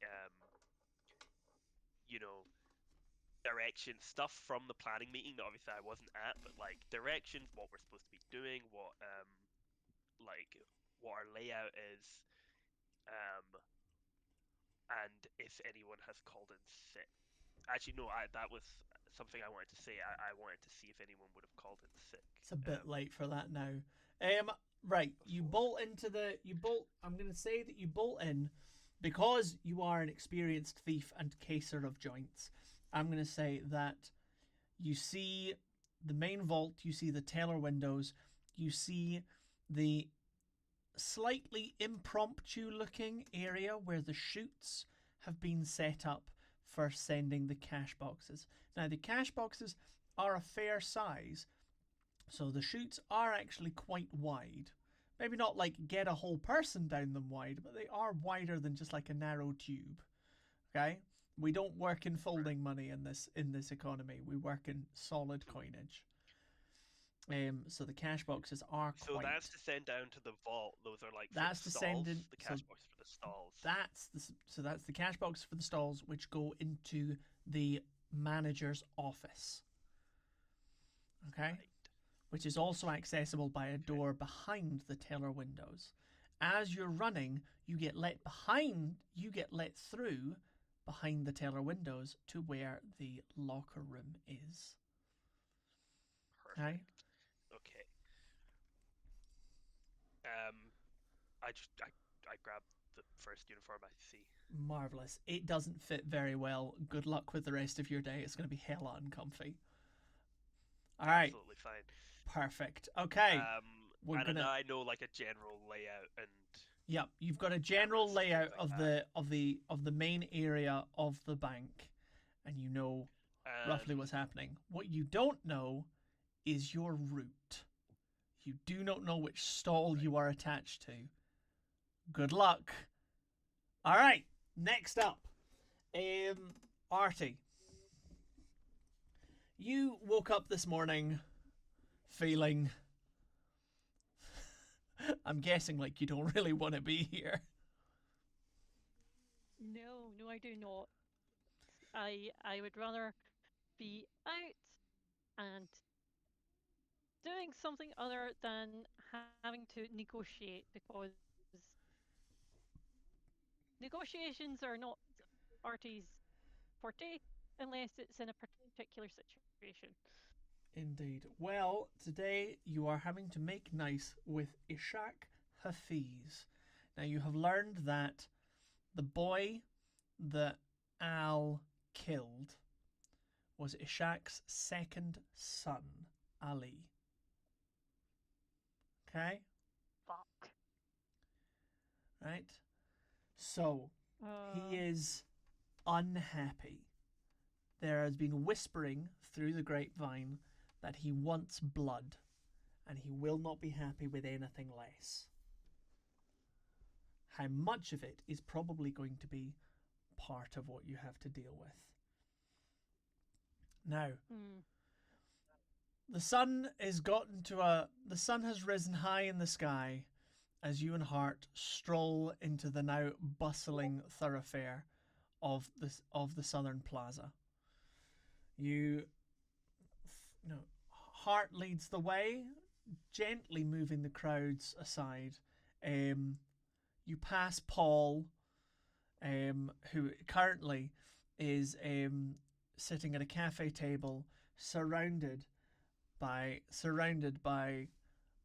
not only members of the Yanis family, but funnily enough, Ava Hestine, one of the head counselors, and she's there with her very marriageable daughter, which maybe gives you an idea of why it is that your mother needed Paul somewhere else. Feel free to be bitter as you wander eastward towards a small cafe where you are quickly ushered into the back and down some stairs. I kind of give Polly a side glance and a slight chin thrust, and then head. Delightful. So after having chin thrust at your brother, and going into the cafe and being ushered downstairs, you and Hart are patted down for weapons. I'm going to say because of your 6 that they don't get anything aside from a big knife that Hart carries with him everywhere. But He likes to hunt. absolutely, and one of the best ways to disguise having a weapon is to have a really obvious weapon for someone to find. Just good policy. And you are ushered into a low room. At one side of the table is Ishak Hafiz, with 2 heavies on either shoulder. He gestures for you to sit at the table. Artie kind of flips his tailcoat out and sits very upright with his hands clasped in front of him, with Hart behind him. Ishak gazes at you as if staring through stone.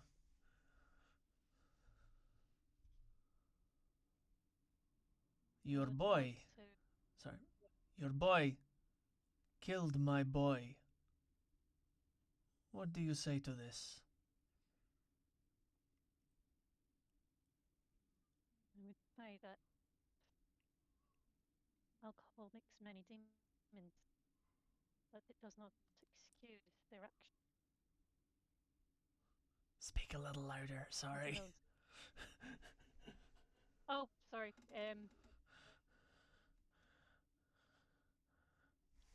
Actually, some of that might Okay, be. there we go. Is that better? Yeah, that's better. Alcohol makes demons of us all, but it does not excuse the actions of the families. Gentlemen,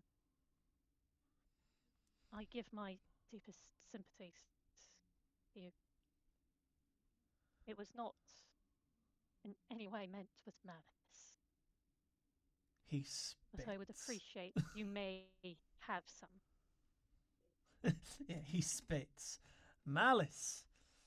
It was not meant with malice. My son is dead. He is in the ocean now. What will you do to make this right?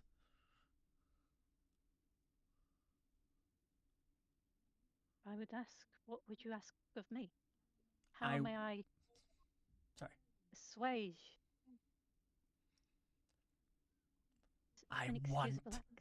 blood. I will have the boy's blood. And I will have it on my hands.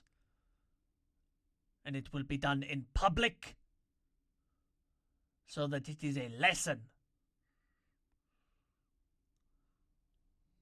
Now, doing it in public, that may disrupt some of the interconnecting plans. I do not I would care what your interconnecting plans are. I will kill this boy, and I will kill him in front of his mother. This can be facilitated. And we could make some more money as recompense for this. In your son's honor. What do you have in mind? I hear your son was a great fighter in the ring. Would I be correct? He was a great fighter. Killed by treachery. A knife in a fist fight. This is not honor. I agree, it is not. So allow us to rectify this issue. You wish this to be public. Why not raise money in your son's honor and donate it to your family's cause? Something to raise him up in his honor. You are suggesting I fight this boy of yours in the arena and sell tickets? It would seem to me you wish for it to be public.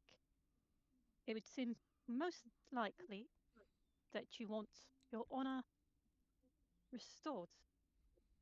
And it would seem to me that it would be best to honour your son by putting the money towards a cause of your choice. Be what that cause is, I could not suggest. But it would be public. You would have the blood that you want. And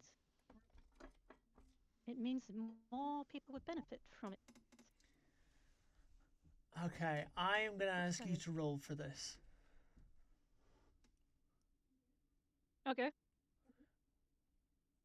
What are we going with? What do you reckon you've got in your pocket that's going to pull this out for you? I do have sway. I do Alright. have sway. Now remember, if you want more dice, you can push yourself by taking 2 stress to get an extra dice, or you can take a devil's bargain. So. Oh, I don't offer me a devil's bargain. Okay, I won't. That seems so much fun. Oh, yeah. Oh, okay. Oh, but I want it now. Do you? Oh, Do you? oh. What should I do? What should I do? That's a difficult question. Only you can answer. Right. Not yet for the devil's bargain, I'm going to say. I'm going to push myself. Okay. So what am I rolling? At the Well, present moment, I have 1 in sway. well then, that would suggest to me that we are rolling. So take 2 stress, and then you get to take an extra die. So you're rolling 2 dice.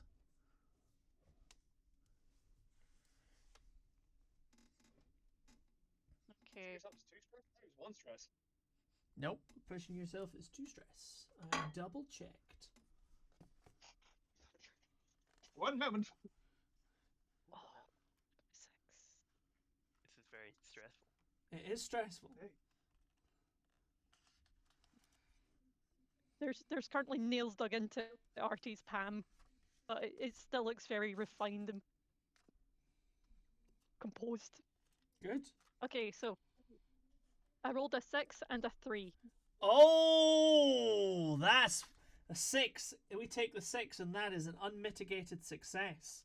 Okay, Hey! we are happy. He 2 looks at you. stress, totally worth it. All right. Silence just seeps through the floorboards, crawling at the edges of your focus as you try not to break eye contact with Ishak Hafiz. After endless creeping moments, he nods. In my son's honor, you will arrange the fight. Your family will arrange and pay for the fight. Tickets will be sold, and all proceeds will come to my house.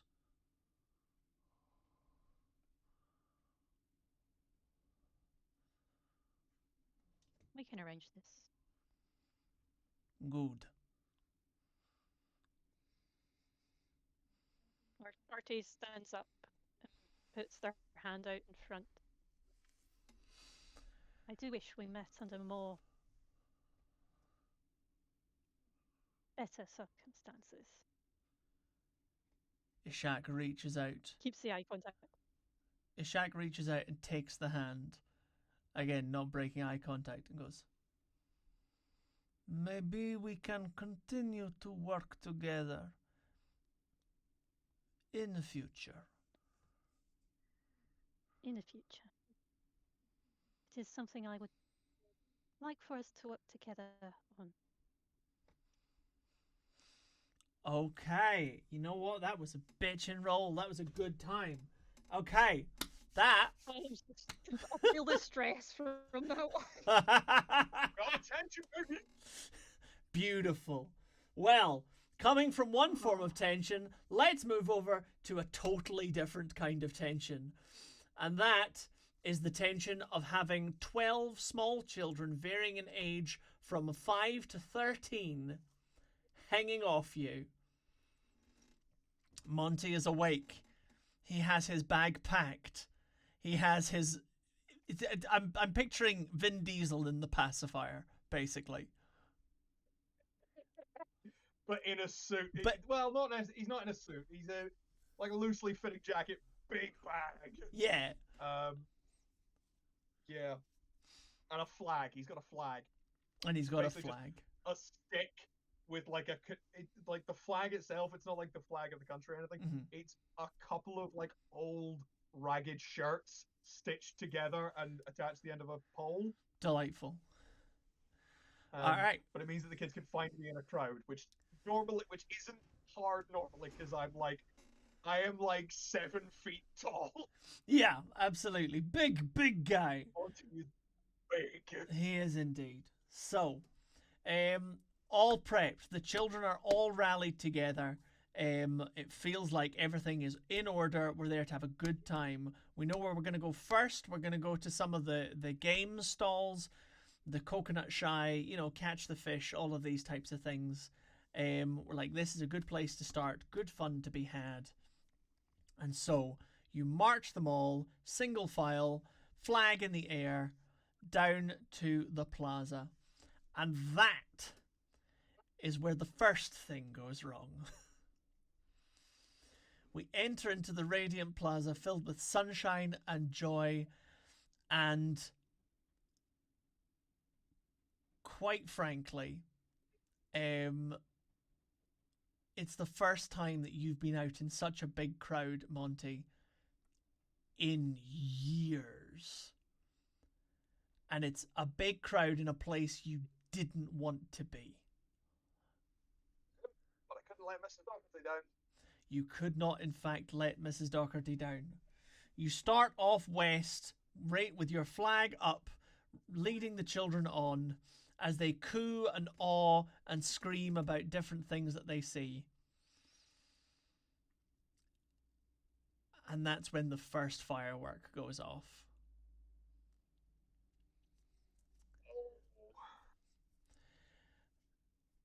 And Monty, that's a bit of a trigger for you, I'm afraid. Reactions that, despite not having been much at play in the last 3 years, snap into immediate response as Monty, his legs bend, lowering his center of gravity, spread round, hand dips into his pocket for one of his little equalizers he is looking around, completely ignoring the fact that he is holding a 2-year-old child in his arms. And that 2-year-old is looking around and be like, Uncle Michael? At the same time as the fireworks have gone off, though, and because you are too busy reacting to the fireworks, you don't hear the oldest child shout, "Ice cream!" And all the kids break for it. Oh, for the love of... So Monty, you are currently in a deep crouch, weapon hidden in one hand, small child raised as a human shield in the other, whilst the other 11 children sprint in opposite directions for sweets and ice cream. Go. Okay.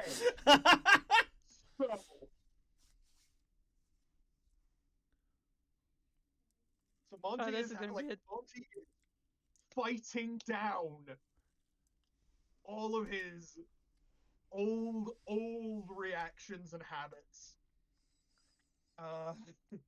As if his graying hair could get any whiter. And he does turn around quick enough to see the kids just fucking scatter. And oh no. Oh no. Right, hold on tight. He says to the kid like gives her a strap of the bag to hold on to. She wraps her arms around it. Monty is like, I'm gonna stand up straight, and I am going to look for one of the oldest kids. Okay. So the Okay. oldest has run towards the big ice cream stand. It's got a big old, like swirly, like styrofoam or equivalent in steampunk times. Ice cream scoops, flake, hundreds and thousands. We had hundreds and thousands in steampunk times. I guess why not? Absolutely. So, that's Historically accurate.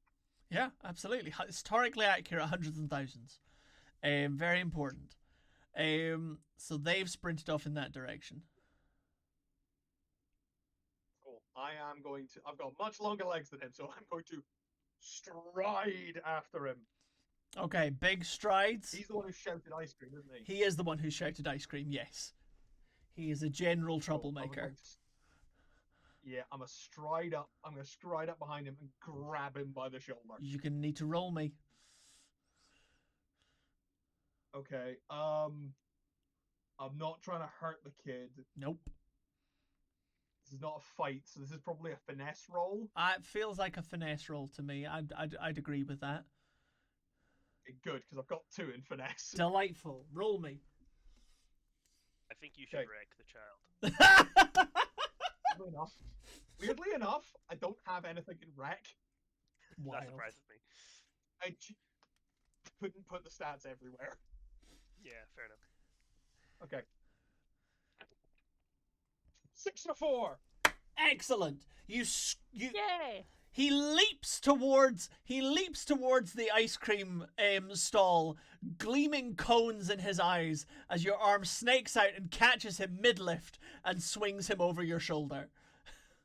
You just hear a really disappointed "Oh" as you turn around to go and find more children. No, I'm gonna plant him on the ground. Okay. Plant him on the ground. Yep. And I'm gonna come down to his level. He's looking very sheepish. Tony, Yes, Michael. what have I said about shouting without thinking, alright? Shouting without thinking is like shitting without blinking. Yeah. But we don't say that in front of Mrs. Doherty, okay? We don't say it in front of Mrs. Doherty, Michael. We don't. Where's your buddy? He looks around now, genuinely kind of lost. I thought Alan would have followed me to the ice cream. Tony, everyone went running, okay? I need your help, alright? Everyone's gone running. I need you to find everyone and then get them to me. See the flag? We'll come to the flag, I promise. Everyone under the flag, okay? All right, I'll try find him, Michael. I'll try. Good lad. I will get you an ice cream afterwards, okay? His eyes light up. Right. Let's see how good Tony is at finding children. Well, I'm gonna Tony's get up pretty- and start searching for the rest of them. Fair. Tony's pretty fucking good at finding children, by the way. So Hell yeah, yeah, I Tony. just rolled a 6 and a 5. I decided to give him 2. Hell yeah, Tony! So yeah, he knows exactly where the other kids have gone because he thinks like a kid because he is a kid. So he's away. He's away rounding up children. Okay. And while you prep your next move, I'm going to come back to Ezra. Ezra, you are dressed and fit for action. You have been assigned a stall. You, after constant, like apologies and self-flagellating yourself about, about like being new and having been away for so long and not knowing what's going on and just having been drafted in at the last minute, you have been put on a stall, but it's not the main stage. Okay? You're muted. Ha. That's fine. Just before I left, I just wanted to confirm some things about the bank. Go for it. Because if I was looking around in the locker room, were there other uniforms? Yes. Just general staff uniforms from all sorts of staff there. So there were uniform. Yes. So there were. There weren't any uniforms for the bank clerks. None of them. They don't wear a uniform. They wear their own clothes, but they're all dressed very smartly. That makes sense. Yeah. So it was just the forest green uniforms like- of the runners. Was there like janitor uniforms, guard equipment, or anything? You know what? I'll give you that. So there was not out and visible, but there were certainly lockers of people who might well be janitorial staff or security staff at the bank. Perfect. And the manager's office, is that, you said there was a chute that went down, so is the manager's office So the underground? manager's office is on the same level as everything, but basically, like, there's a shallow chute. There are, I'm gonna say 5 of them. They've all been jury rigged, to go through, into the manager's office. Basically, what it looks like. Is that just behind the tellers? Yeah. So the chutes, the chutes themselves are in front of the tellers. So think of it, if you come into the bank and you've got all the teller windows arrayed in front of you. Off to the left, in at the side, there is what clearly used to be the window to the manager's office, which has now been replaced with basically a board with these 5 chutes going through it, and the board has been nailed in. The door into the manager's office, however, is behind the teller's desks. So you would need to go behind the desks and round and up to the left to get into the office via the door. And that's very visible. Yes, it's all very visible. The teller windows and the teller desks are barred. Like it's not you couldn't get through like there the tellers easy. would see me if I just wanted to walk into. Yeah, they would see you. Right. Okay. And did I see the manager at all? No, the manager is not in evidence. So I'm guessing he's just in his office all day. Cool. Sorted. Right, so I'm at a stall. Yep. So you've been deposited at one of you've been deposited at a little grouping of stalls which are all selling various clothing and jewelry and keepsakes, that type of thing. So you've been assigned basically a little group of say 4 or 5 stalls, each selling different kinds of jewelry and kind of wares that are meant to draw in tourists. Yeah. Okay. So I'm just essentially waiting around for them to have enough money for me to run it back. Basically, yes. So once business starts to kick off, that is when things are going to get busy. You have to see a child come out of its stall. Well, as the day gets on, things do in fact get busier. So you are actually, once things start kicking off, you are actually yourself pretty fucking busy. So well, I would do some prep while it's still early is the thing. yeah.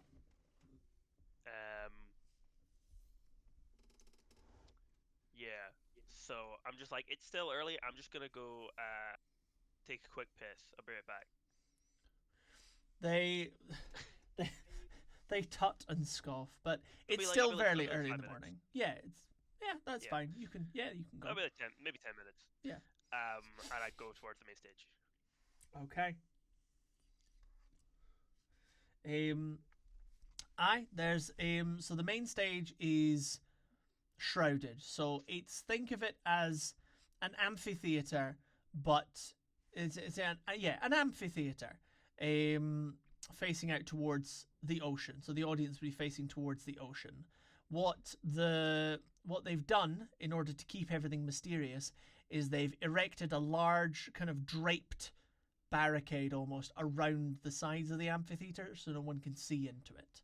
And there's entrances, one entrance each side, with a booth there, each with a runner and a stall holder. As well as various hawkers marching up and down, promising to sell, tickets to the highest bidder. So the runners wouldn't go onto the main stage, like into the back of the main stage for any reason, but they just stay by the stalls. They would stay by the stalls, yeah. Okay. I need a way onto the main stage. Inconspicuously. Okay. Okay. I can think of a way. Sure. So I did ask Natalia to get me a runner outfit. For, You did. For showing up early and. Well, actually, you got yourself the presence runner known. outfit. That's how you got the wrong one. Oh yes. Yeah. Do you want to do a flashback, Fraser? I want to do a flashback. All right. I love a flashback. I walk into an alley. Mm-hmm. Right. Near the main stage, just kind of out of shot of any. Yeah, there's some bits around the backs of things. It's not an alley per se, but there's things around the backs of things. Like there's a couple of like unattended stalls because it's still so early in the morning, and you just kind of go around the back of them. And I did mention to Natalia about getting me a different outfit. Okay. An outfit for the stage crew for the main stage. Okay. So flashback. Yeah. Me late last night. After Natalia obtained this and got it for me. Yeah. I walk into this alley and stash it. Oh ho! So you don't even need to take off any load. I take off the panel of an air conditioning unit, and I just sort of stuff it in there in a little bag and put it back on. Okay. And fuck off. Right. Okay. This is probably going to be more of, say, one of the statues in the promenade you happen to know has some loose flags and a little area that you occasionally stash things when you've been working this side of the city. A little like stone that I take out. Yeah, a little nook. So in the alley, I very quickly get changed and stash my runner uniform. Yeah. In that spot and put the flagstone back. I mean, this feels very in keeping. I don't think this is, but because you've basically put in a disguise and kept it off your load, I'm just gonna be mean. I'm gonna say you take one stress for that flashback. That's absolutely fine. I just take a stress for that. Cool. All right. I just wanted essentially an opportunity to change what I'm wearing. I still have the hat on, obviously. Obviously. Right. Okay. Right. Yep. You are now stage crew. Yep. And I just acting like I'm meant to be there. I just sort of like, fast walk, slow jog almost, as if like I'm just rushing back to where I'm supposed to be. Yeah. Going to the main stage. Yeah, that works for me. Okay, you're in. You just shuffle past everybody, cap down, looking like you're meant to be there. Fast, purposeful walk. People, there's stagehands milling about everywhere. There's a big main stage that's been erected. A lot of kind of practical effects and stuff that are being set up and prepped. Overseeing all of it is, in fact, your dear friend and mine, Herbert Brunswick, also known as the Phantasm. He is on the stage pointing at things and being like, No, don't ruffle those silks. You know, they're very expensive. And no, don't put that there, it'll catch fire.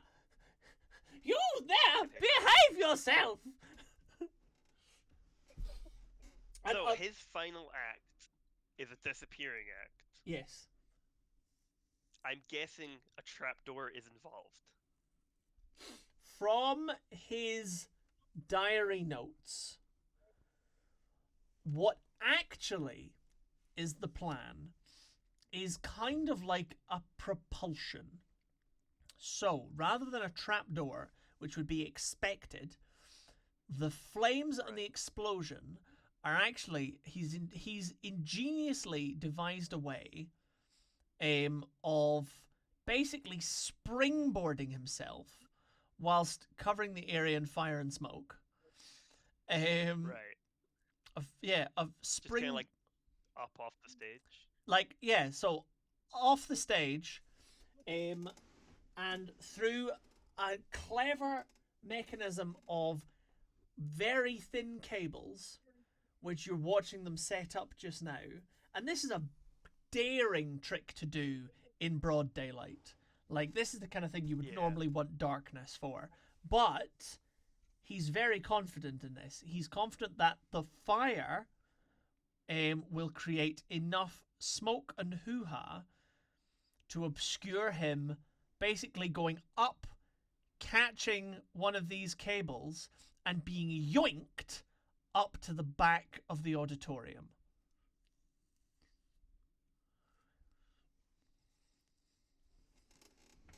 Right. Okay. Yeah. I want to... So I imagine there will be a counterweight. Yes, there will be, yes. Yep, in order to facilitate the yoinking. And it's perfectly calibrated so that he will get up to that height above, like out the view. So the explosion and the spring are not counterweighted. That's what's going to get him up, and then the counterweight is to yoink him from above the stage to the back of the auditorium. So when he's on the wires, is he visible? He will be visible, but he clearly believes that he will be yoinked effectively forward over the audience to the back of the auditorium. He is banking on there being enough smoke to obscure him. I see. Okay. Perfect. I want to find the counterweight. Yeah, you can certainly. That's now you know what you're looking for. I'm going to tell you my intent. Go for it First, right? Tell me it all. I want to sabotage the counterweight so that instead of him going to the back of the auditorium, he stops right in the middle, right above the entire audience. Okay.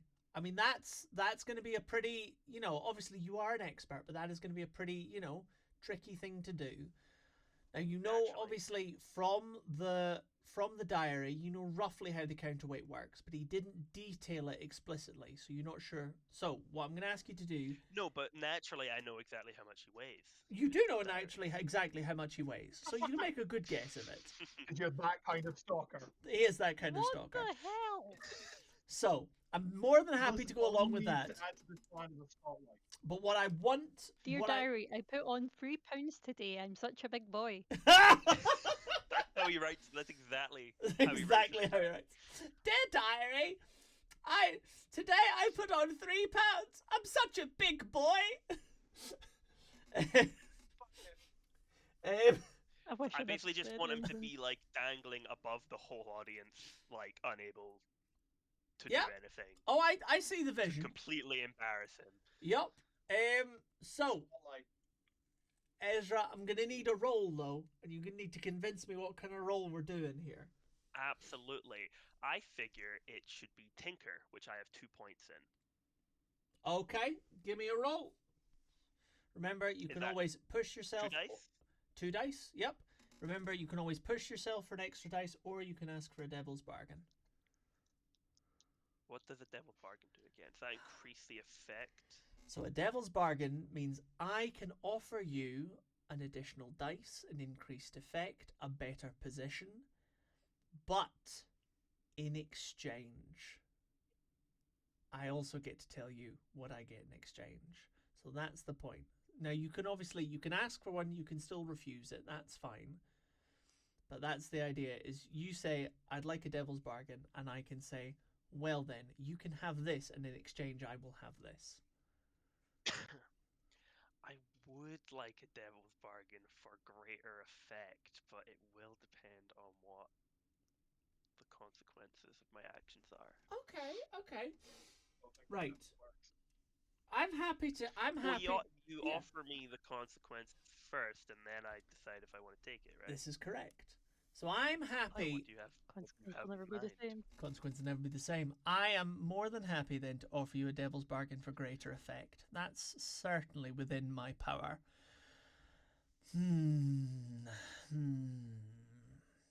I'm going to say that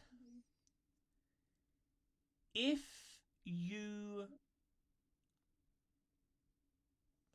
if you succeed, obviously we get greater effect.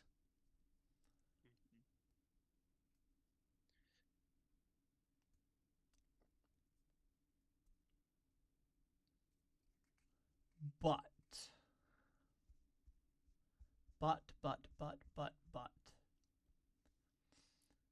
Who's done? No, that's not good enough. Okay, you know what? Yeah, no, it's the only thing. It's the thing that I'm enjoying the most. I don't think it's going. Yeah, if you succeed in this, he will know exactly who did it. I thought it was supposed to be a downside, Chris. So bear in mind that you haven't. Will he have made... proof, or does he know? He will know in a way that he hasn't necessarily with previous times that you've done things to him, but he will know exactly who has done it. Whether he can prove it will be another story we'll see for later, but he will know exactly who has done it.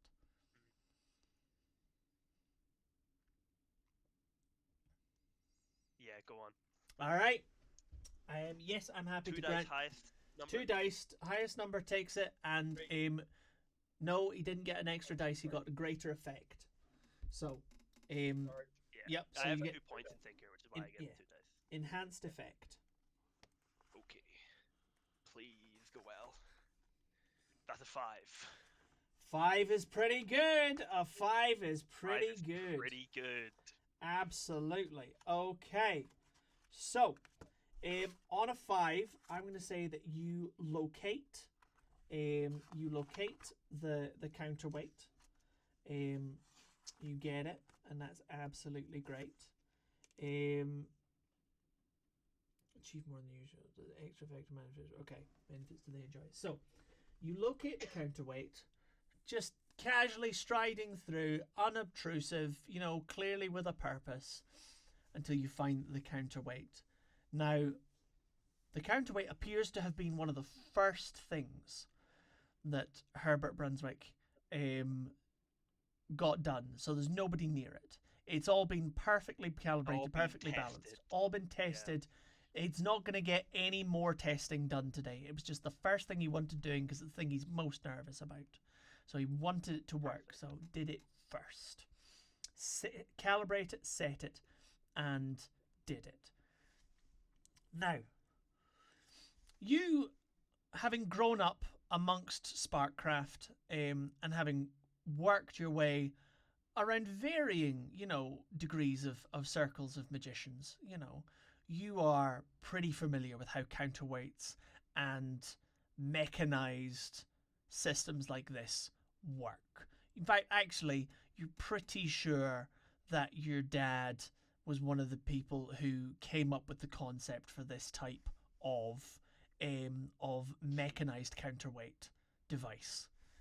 So, you also happen to know that you can, if you alter the torque in just a little bit, rather than remaining torqued for the full time and causing the full pull, you know that he has to slow down towards the end. So if you loosen the torque, he'll just slow down sooner and stop directly above the audience. Now, Perfect. absolutely. So you just wiggle it there and you get it in. Perfect. Now, I will say that because it was a 5, there is still a small complication. The complication is that as soon as you finish, someone from another member of the stage crew comes by, and you immediately need to make yourself look busy. So you don't. Right. So you've not got time to do anything else. You've just got time to do that. Yeah. I just make myself look busy and try and leave as soon as possible. Okay, that works. That's all I wanted to do here. Beautiful, absolutely beautiful. Artie, you come out into the sunshine, Yes. having established a good deal. You think time to report back to your mother. As you are striding along the square, with Hart at your shoulder, a small child runs into your leg, bounces off it, and propels themselves further into the crowd. Quickly followed by a slightly older child sprinting after them, shouting, "Jeremy, come back here!" Little boy. The little boy stops and turns. Are you having fun at the carnival? He opens a big, sweetie-covered grin. His hands are covered in chocolate that he almost certainly didn't pay for, and the stopping is just enough time for the older boy to sweep him up into the air and be like, "Where did you get that chocolate from? Michael is going to be so mad!" He turns and says, "Thank you," and then runs off with the boy over his shoulder. No, wait. He skitters to a stop Wait. and turns, suddenly looking very anxious. Now, it's not safe for little children to be running about. How about I escort you to your caretaker? There might be some money for more sweets in it for you. The kid's eyes go round. I'm in a particularly good mood today, So the why child... not celebrate? "All right, mister." The child points across the square at a large, tattered flag made of sewn together shirts and goes, "Uncle Michael's over there." All right. Now, one of you take Uncle Hart's hand and one of you take mine, and we'll head on over together so no one gets lost, right? It's actually in the direction of where I need to go. And so you start walking. Hart is obviously holding the chocolate-covered hand. Obviously. Obviously, he takes one for the boss. Perfect. All right, perfect. Strolling down the square, the small child wittering onto you happily about all of the things that he's seen at the carnival. There was some really fun clowns. There was one scary clown. There was a man who was juggling fireballs. And there was another man Oh, wow. who could eat swords, and it was really, really cool. And then there was this other woman who could like lock herself in like a tiny box and then climb out of the box. It was amazing. And he keeps talking on about What's this. her name? Keeps talking on and on about this. I have. Yes, the amazing Marissa was the answer to that question. And what we do is we get up to this 7-foot tall giant. Now, Hart's a big lad, but this boy is broader and taller, and from your professional opinion, really has the look of someone who's done some bruising in their time. But here they are, Okay. looking after Okay, small now children. I look back down at the children and go, "Are you sure this is the person?" The I'm- really small one goes, Uncle Michael, and like jumps over and like wraps his sticky chocolate covered face and arms around your leg, going, I had chocolate. Jeremy, what did I tell you? And Monty's gonna turn round and clock Artie. Okay, now Eye contact, baby. now important information, Monty. You know exactly who the fuck Artie is. Artie, you have no idea who Monty is. Nope. But yeah. Hi. Michael was it?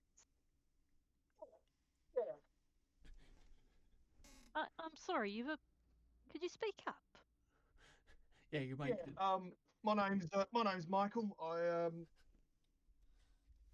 These are my kids. We're not my kids. We're I work in an orphanage. I'm taking them out for the day. Showing them the sights and the sounds. But some of them seem to have run off a bit.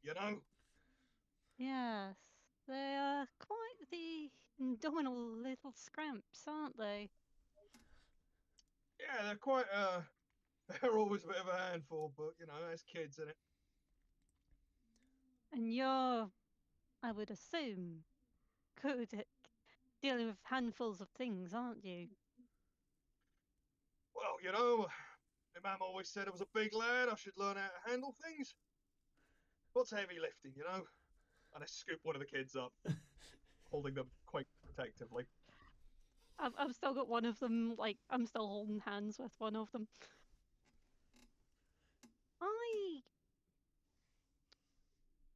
How are you doing for work, Michael? Oh, I imagine the can't orphanage complain. could always do with some more funds, couldn't they? I suppose it could. I'd like for you to speak to my man Hart at some point. I think we could make good use of a man of your build. Well, I'm very flattered about that, but I've got my hands full dealing with all these kids. I kind of grip the child's hand. I mean, I think it would be in everyone's best interest now, don't you?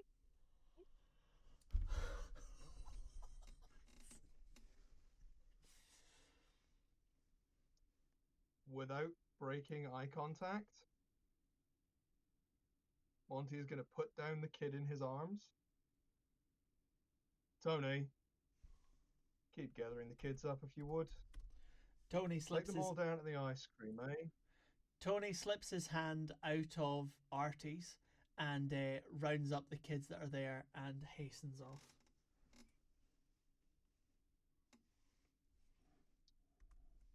And what could I do for you, Mr. Yanis? I see my name precedes me. Well, you're not exactly hard to miss. The bird's a dead giveaway. Oh. I suppose. I am currently, how you say, recruiting, and I reckon there could be some work in it for you. Here's my card. I'll be in And touch. Let me guess. If I don't engage in this particular work, then there might be an unfortunate series of accidents. I don't presume to know what you're talking about, Michael. But it would be very beneficial for you in the long run. That I can assure you. No hard feelings. No threats. Just mutual satisfaction.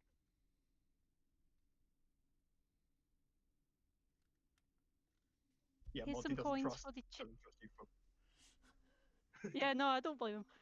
He palms 3 coins. I imagine sugar crashes may be in your best interest too. Make sure the children have a good time. You take care. And I will hopefully speak to you in the future. Good time, Michael. Easy how you go, Mr. Yanis. Easy how you go. I'm going to take the card and the money, and I'm going to walk slowly away. Fucking delightful. Absolutely breathtakingly stunning. Now, time is marching onwards. Artie, you report back to your mother and your family, and your family naturally have tickets to the big event tonight. That being the secret, the top secret big show at the main stage tonight. Oh dear. Oh no. Monty, you and the kids don't have, tickets to see it, but, like all of the other poor, like all of the other working classes, fucking, there is plenty of, there are plenty of people who are sitting on nearby rooftops.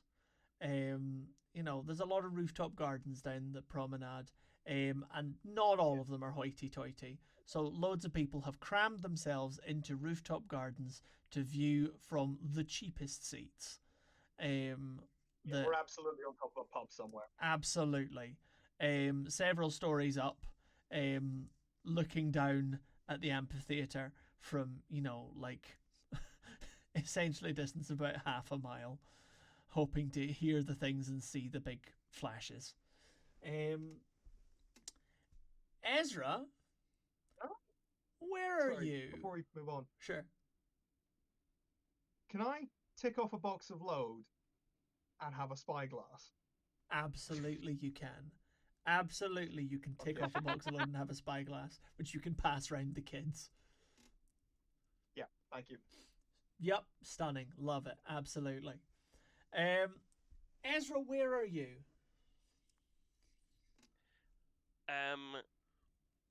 Well, all day I've probably been trying to maintain my cover, going back and forth with some boxes, Yeah. just to seem legitimate. So you still dressed as stage crew? No. After I exited the main stage, I immediately changed back into my runner. Okay, outfit. so we've gone This is straight still, back to being early a runner. morning. Yeah. I go Okay. straight back. I'm like, sorry, I left for that long. There are lots of grumbling, and we're sort going to of- report you to your manager going on. But yeah, but I'm then sorry, you acquit yourself well, all that ferrying cash boxes to and from. And I sort of get like a feel. I'm trying to get like throughout the day, get a feel for how often the manager's in there. You Yeah. know, how many people are in there. Like seeing if anyone's coming in or out. Just sort of the general like vibe. How often the tellers are actually like paying attention to their surroundings, or if they're just doing their work. That sort of stuff. That's fair. So because it's a fair day, it's a busy day. There's people coming in and out all the time to change money, deposit money. There's even some, deals and some events to try and draw people into the bank, because banks love tourists, banks love business. All right, they can promise credit notes that carry across the sea. All sorts of things. There's even somebody offering like free samples of nougat, nugget, Nougat. Can't remember how you pronounce it. Nougat. Aye. Nugget. There's fucking a tray of nugget outside, and folk are having a lovely time. Fucking nugget. Fucking nugget. So yeah, there's lots of trying to draw people in, and it's busy. So the bank tellers are pretty busy. They are pretty kind of, like working on what they're working on. There's still regular breaks. I'm not saying they've got a union, but bankers aren't gonna fucking abuse each other. Generally speaking, they are where of the money course. is. And the vault, where's the vault? So the vault big is at the vault. back. The big vault is at the back, plainly, like big showy fucking big vault door, like gold enameled type, like really kind of big showy. You would need to be a giant to open it type of deal. Yeah. And I've gotten various amounts of information about the security measures here. I imagine from Natalia. Absolutely. So there's Yeah. So that there's the kind of numbers, general number of security guards about. You've seen the What kind manager. of alarms they got going? Not quite that level of detail, because Right. Natalia's business isn't vault breaking. That's fair. Yeah. So mostly you got personnel information. In terms of seeing the manager going in and out of his office, only the manager has gone in and out of the office all day. No one else has been allowed in. But he's been in and out reasonably frequently, like to go and check on things and make sure stuff's busy. And obviously, whenever any of the tailors need assistance, the manager has to come out and deal with that. The key for the manager's office is kept on his person on a chain around his neck. Just to be classic about it. Naturally. Okay. So And every single time he leaves his office, he locks the door. He does indeed. So, do you have anything you want to do before we reach the evening?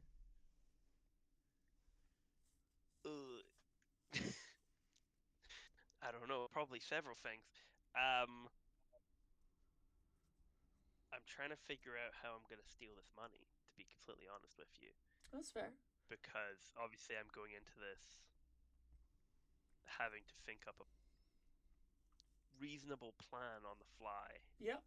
Well, what I'll say to you is that the point where the bank will be the least busy is once the show begins, because no one will be coming in and out. Everybody will just be out watching the show, and the bank won't have closed yet because money still needs to come in from the show boxes. Is the manager watching the show?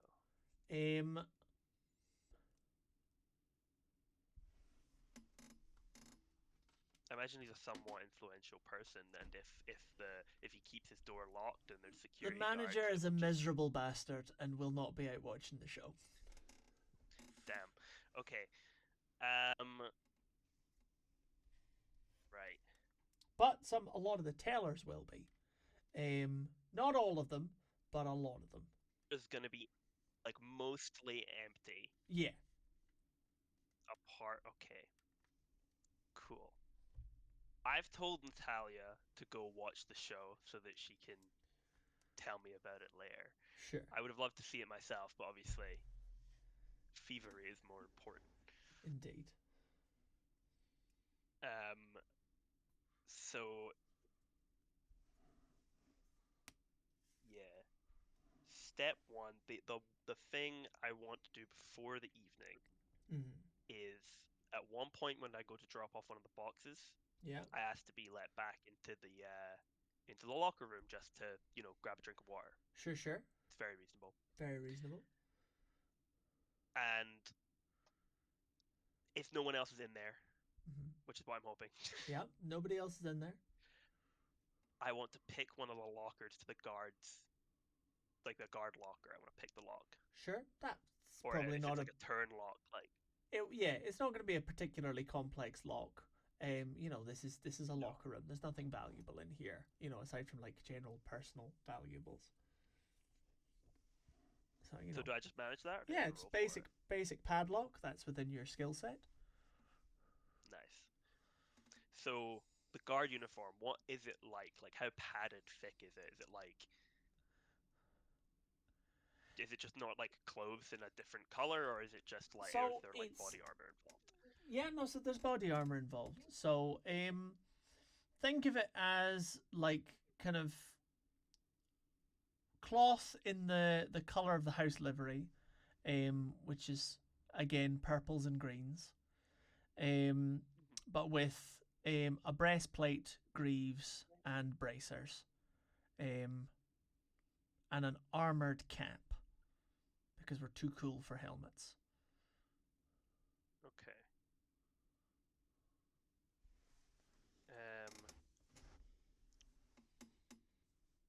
What I want to do Mhm. is there any sort of what else is in here? Is there like paper supplies or something, Not in the locker or room. other outfits and stuff? I mean, there's people's lockers and people's clothes.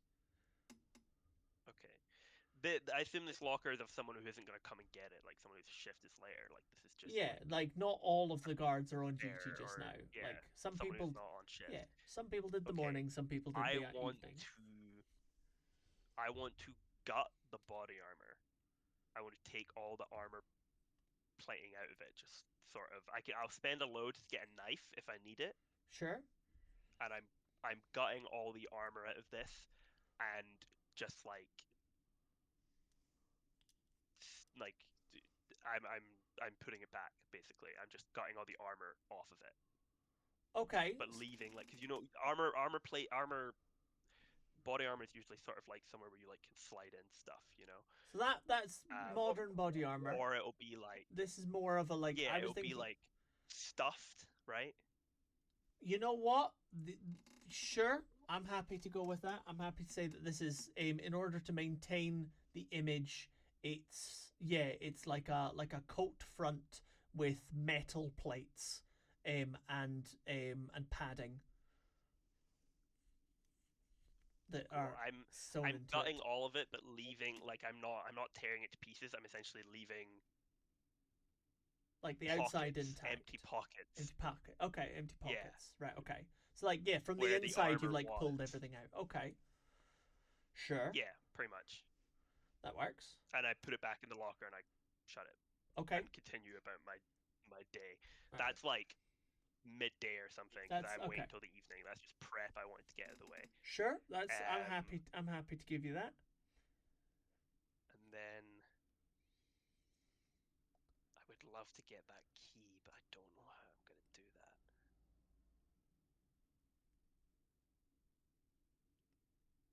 Right. Did I have to spend a load on a knife there, or? Yes, I'm going to say that you ticked off a box of load for a knife, but that's just one load. That's fine. Cool.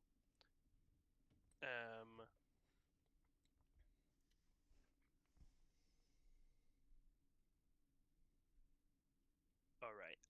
I want to scout out where the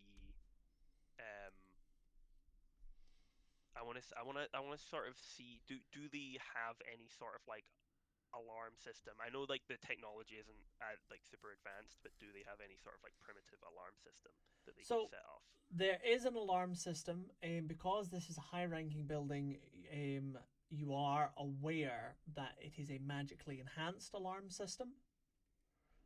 Right. So it's not just Sparkcraft; it is also magic. Yeah. Difficult Yeah. for me to mess with then. Yeah. But that Is it I will give you for free a little is only on the main vault. right? Is there like, what I'm looking for is a way to trip the alarm without being at the vault. I mean, realistically, anything that interferes with the vault itself would. Okay, so the vault trip is the alarm. partially Sparkcraft. Yes. So it's a combination of technology and magic. And is the vault door in, like, is this all just one big room, the bank, or is the vault door It's like one big behind room. One big room, and at the Right. back wall basically is almost entirely taken up with this giant vault door. Looks very impressive. Yeah. Hugely I guess impractical for general lastly- use. Yeah. I guess lastly, is there any other way into the manager's office? There is a You said the little. chutes weren't big enough for a person, Yeah, the chutes aren't big enough for a person. if only. If only. So it is just the door, I'm afraid. Right. And Um, you can see the door from the vault. yes, you can see the door from the vault.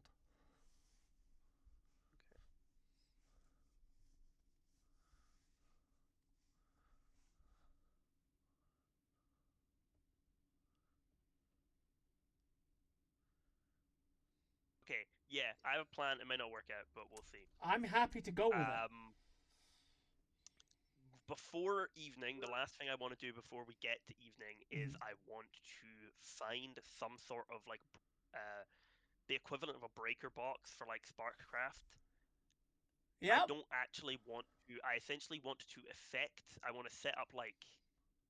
I want to. I want to know if there's a way for me to essentially effect the vault in a way that like I'm not actually trying to break into it. I just Yeah. want to trip the alarm, basically.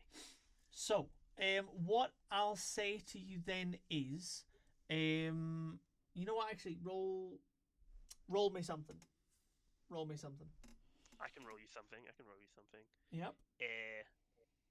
Study. Yep. Study sounds good to me. Give me a study roll. That gives me a dice. Yep. Remember, you can push yourself for an extra dice, or you can ask for a devil's bargain. I believe in the heart of the cards. I'm just gonna stick with a dice. Fuck yeah. If you're not using cards, you're using dice. Oh no! I got a 5. It's not I'm Hey! How am I? I've rolled 3 5s. That's pretty good. Again, success of the complication. So I'm gonna say Believing in the that heart of the card.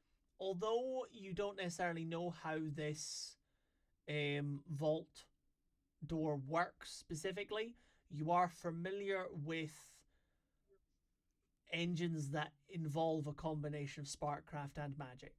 And because the two don't play overly well together, any disruption in the electromagnetic field will almost certainly agitate the magic and set off the alarm.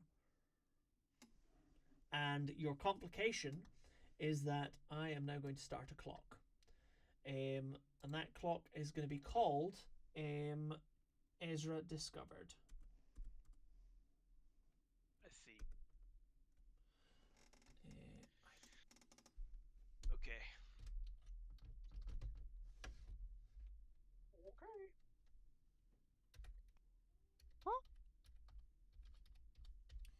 Attention again. And this like this like breaker box or whatever that I found is like away from the actual vault door itself. It's just sort of like somewhere in some you've not area. found like a breaker box specifically, but there are Right. because of the size of the vault, the outer walls of the building are affected by the same magical field. So you could, in theory, affect it from outside. Okay. I have 2 more load, and I think I can do it with 2 more load. Because you get 1 free load of light, right?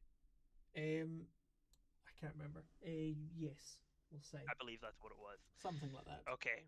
I can do it. It's time for evening. I just Okay. need to roll well. The evening is here.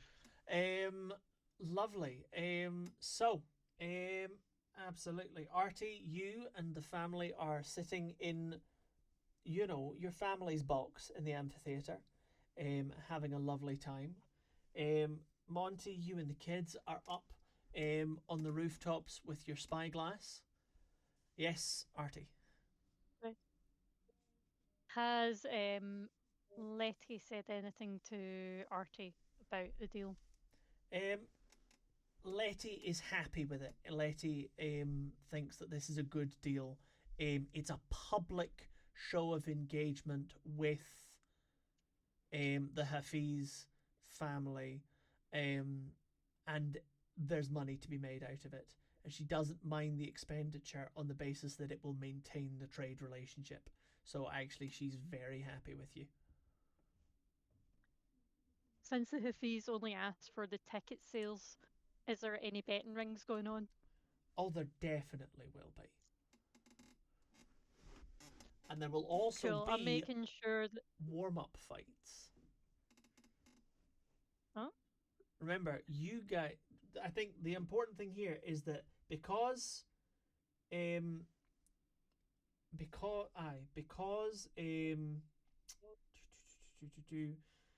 just gonna hang on, get the right page up again. Because Ishak Hafiz basically gave you carte blanche to organize the event, so long as he gets to kill Al in front of Al's parents and family, viciously and brutally. You have carte blanche to do how you want. Okay, cool. No, that's fine. As long as Mom is happy, then it means that I'm no longer going to be engaging in this sort of stuff. Or she's going to ask you to do it more because you did a good job. We'll see how this goes. Yup.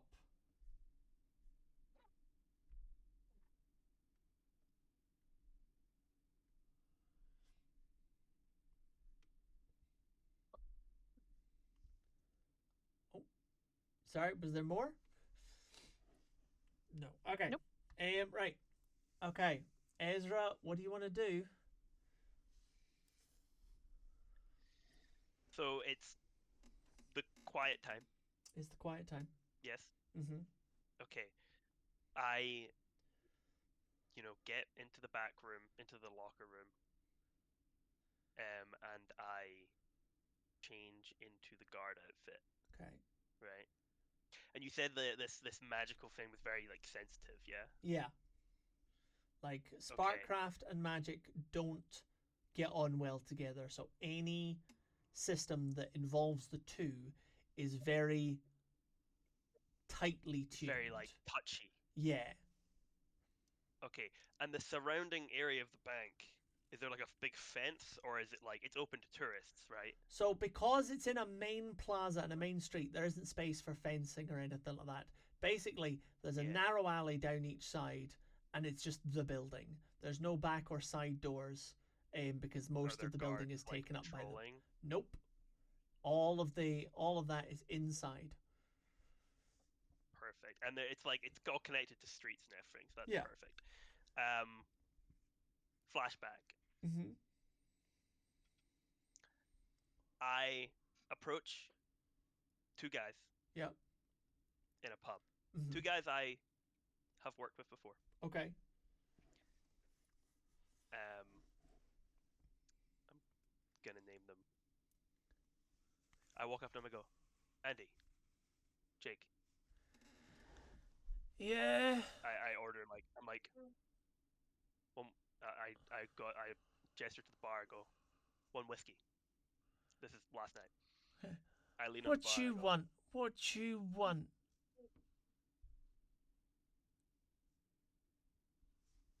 What if I told you, you two could do what you do every night and get paid handsomely for it? Is this gonna get us in a bother? Only a little bit, but if you play your cards right, you'll be richer men than you were tonight. You know how you and Jake like to get into drunken fights all the time? Yeah. You know the bank building down in the plaza? Of course. Get into a fight around the back of the building. All I need you to do is throw Jake here into the wall as hard as you can. I can do that. Right when the main stage performance is going off, around what time would that be? About 9 o'clock. Yeah. About 9 o'clock. You got that? Right. Well, we'll say that you discussed the minutiae of the deal later. I'm going to hurry us on just a little bit for time just now.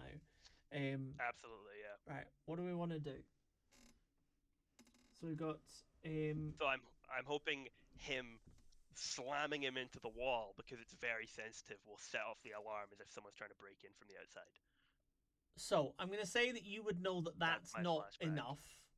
You would know that that's not enough. You'd need to give him something that would release some form of something that would disrupt the electromagnetic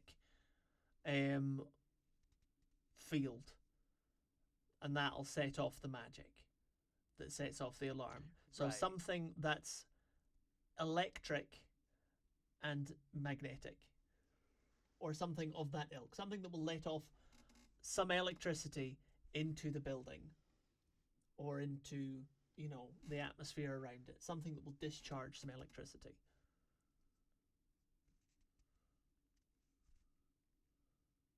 Right. Can I essentially just give him like a taser? You And can give I'm telling him to. I'm going to say that you can give him, because you have family and friends who work in Sparkcraft, I'm going to say that you can give him, the consequence for this is going to be this. You can give him a capacitor, essentially, which when slammed into the wall will discharge electricity and sparks. It's almost like, it's kind of like, Yeah. not a I kid, told not a him this kid's whole toy, plan but essentially. yeah. Yeah. I told him this whole plan essentially, like, have it in your backpack, get into a fight, Yeah. and have it discharge as like up against the wall, and then just your story is you two just got into a fight, and you know you work in Sparkcraft. Yeah. You were transporting this for you. You were Cool. like taking this. You bought this at the market, and you were taking it home. Okay, that works. That's their story. Not that I really alright. care if they get caught. That's fair. They don't know my real name. Right. I'm going to say you take 1 stress for that flashback, partly because I've already Absolutely. given other consequences. Lovely. I'm really just trying to set off the alarm right now to distract everyone. Yep, that's fair. What'd you say, Jay? So not the Quincy's. And at And the like Ponzi's. 9 p.m. on the dot, I essentially want to trying to sort of blend in to the rest of the crowd, because there's guards sort of dotted around. I want to be like near the staircase as if I'm like posted up. Yeah, no, that's fair. Well then, right, I am going to the manager's office. Okay, I'm going to talk us through this then. Okay, so about 8 o'clock the show kicks off. 9 o'clock is going to be the time when the finale is going off, when it's at its biggest, right? So there's a couple of opening acts, some comedians, some singers, and then we get the Great Phantasm, who appears on stage in a puff of smoke, oohing the crowd and eyeing. There's a live band there doing ominous music. He does a couple of his classic tricks that he's known for. Conjurings, transportations, illusions, all big scale stuff. This isn't close-up magic. This is fucking big scale magic. And then comes the finale. An explosion of fire that fans out around the stage. Smoke being billowed out across the audience is unleashed with a huge bang. And while the audience is oohing and eyeing,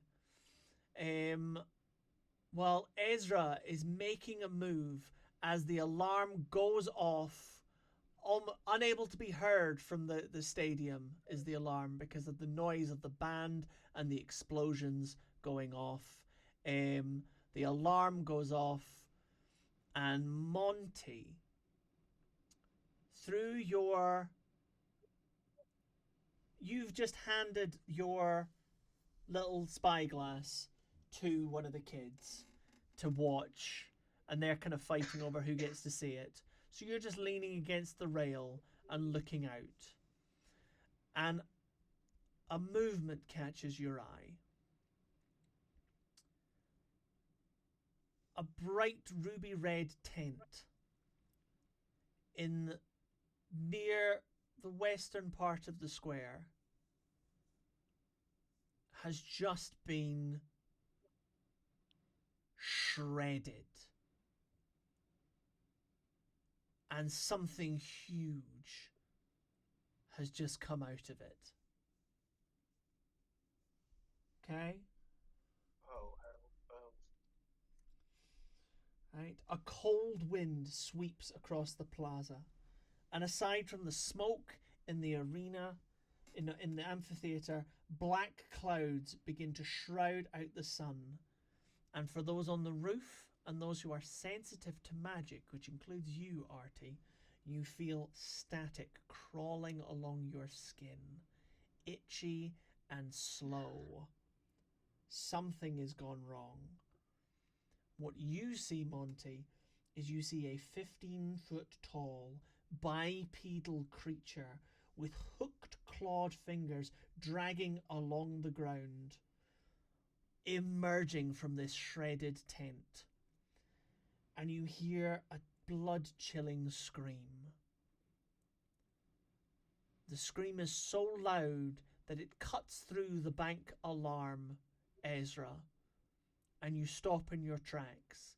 It cuts through the explosions and the band stops playing, so the phantasm is left hanging in midair above the audience with his drawers out for all to see, and nobody notices. They just hear this scream. Silence. Can I throw my stretches. bird out to sea? Absolutely, you can. It flies out, and you can see this thing, this watery, leathery, jagged thing. One of the children on the roof starts crying. And that's when the stampede begins. Everyone on the rooftops has started screaming and pointing. The people who were on the ground who weren't able to make it into the arena, the stall holders, the people who were just doing their jobs and their businesses, are screaming and running. The guards have come in, now are starting to mobilize, are starting to try and pull themselves together into some kind of action. Someone runs into the amphitheater and screams, "There's a monster! Run!" And everybody bolts it. And that is where we're going to end our session tonight. Thank you very much, How everybody. fucking dare you? It's been an absolute pleasure. Okay. Right. We have been the Brothers Honey and guests. It's been an absolute pleasure. You can find these streams on youtube.com/The Brothers Honey. You can find Jonathan on Twitter. You can find his games company, All Alliance Games, on all of the socials. You can find me on Instagram if you would like. Please come see the next one of these streams. It's been a pleasure. Good night, everybody. I have been your disembodied voice for Are we today. going to do an after show now, Chris? We are going to do an after show. If you are interested, there's a Patreon. Jonathan's Patreon, you should all be familiar with it by now, on which you will get to see our lovely After the Credits show. So, come back for more. But if they're not familiar, where could they find the Patreon? What's it under? Jay? That would be patreon.com/Jonathan Honey, a link to which can be found either in the chat for the stream now or in our Discord, which is now linked in. We have a public Discord. We have a Everybody public get in Discord. here. Yeah. Come join for post-show Yeah, discussions. We'll Whose be idea about. was that? It was dragons, but we've been but I've been working on it. Put a link to the Discord as well. Yeah, there's a Discord link in the description for the streams. There's a link in the YouTube description. There's fucking Discord links everywhere. So come join us also for press the post-show right button. descriptions. Chats. It's been great. I might just do one little last minute more plug. Do it. I am now a registered GM on Start Playing Games. So if you want to come along and enjoy me running some Dungeons and Dragons content, I've got one-shots going up on Wednesdays, and I've got a plan to be long-running horror campaign to be going on Mondays before these streams. So if you want to be on that, I'm on Start Playing Games. Come look me up. Absolutely. If you want evidence of Jay's awesome DMing, check City of Mist, Yeah, her last campaign. we have a Gamers whole campaign City we Mist ran campaign. on this Absolutely. channel a year ago. Yeah? Oh God, it was a year ago. So yeah, we'll do one of these once a year. It'd be great. How dare you? Anyway, come see us on Patreon for the after the credits bit. Bye. Bye, Bye, guys. Bye. Take care. Okay, that's the stream stopped, and now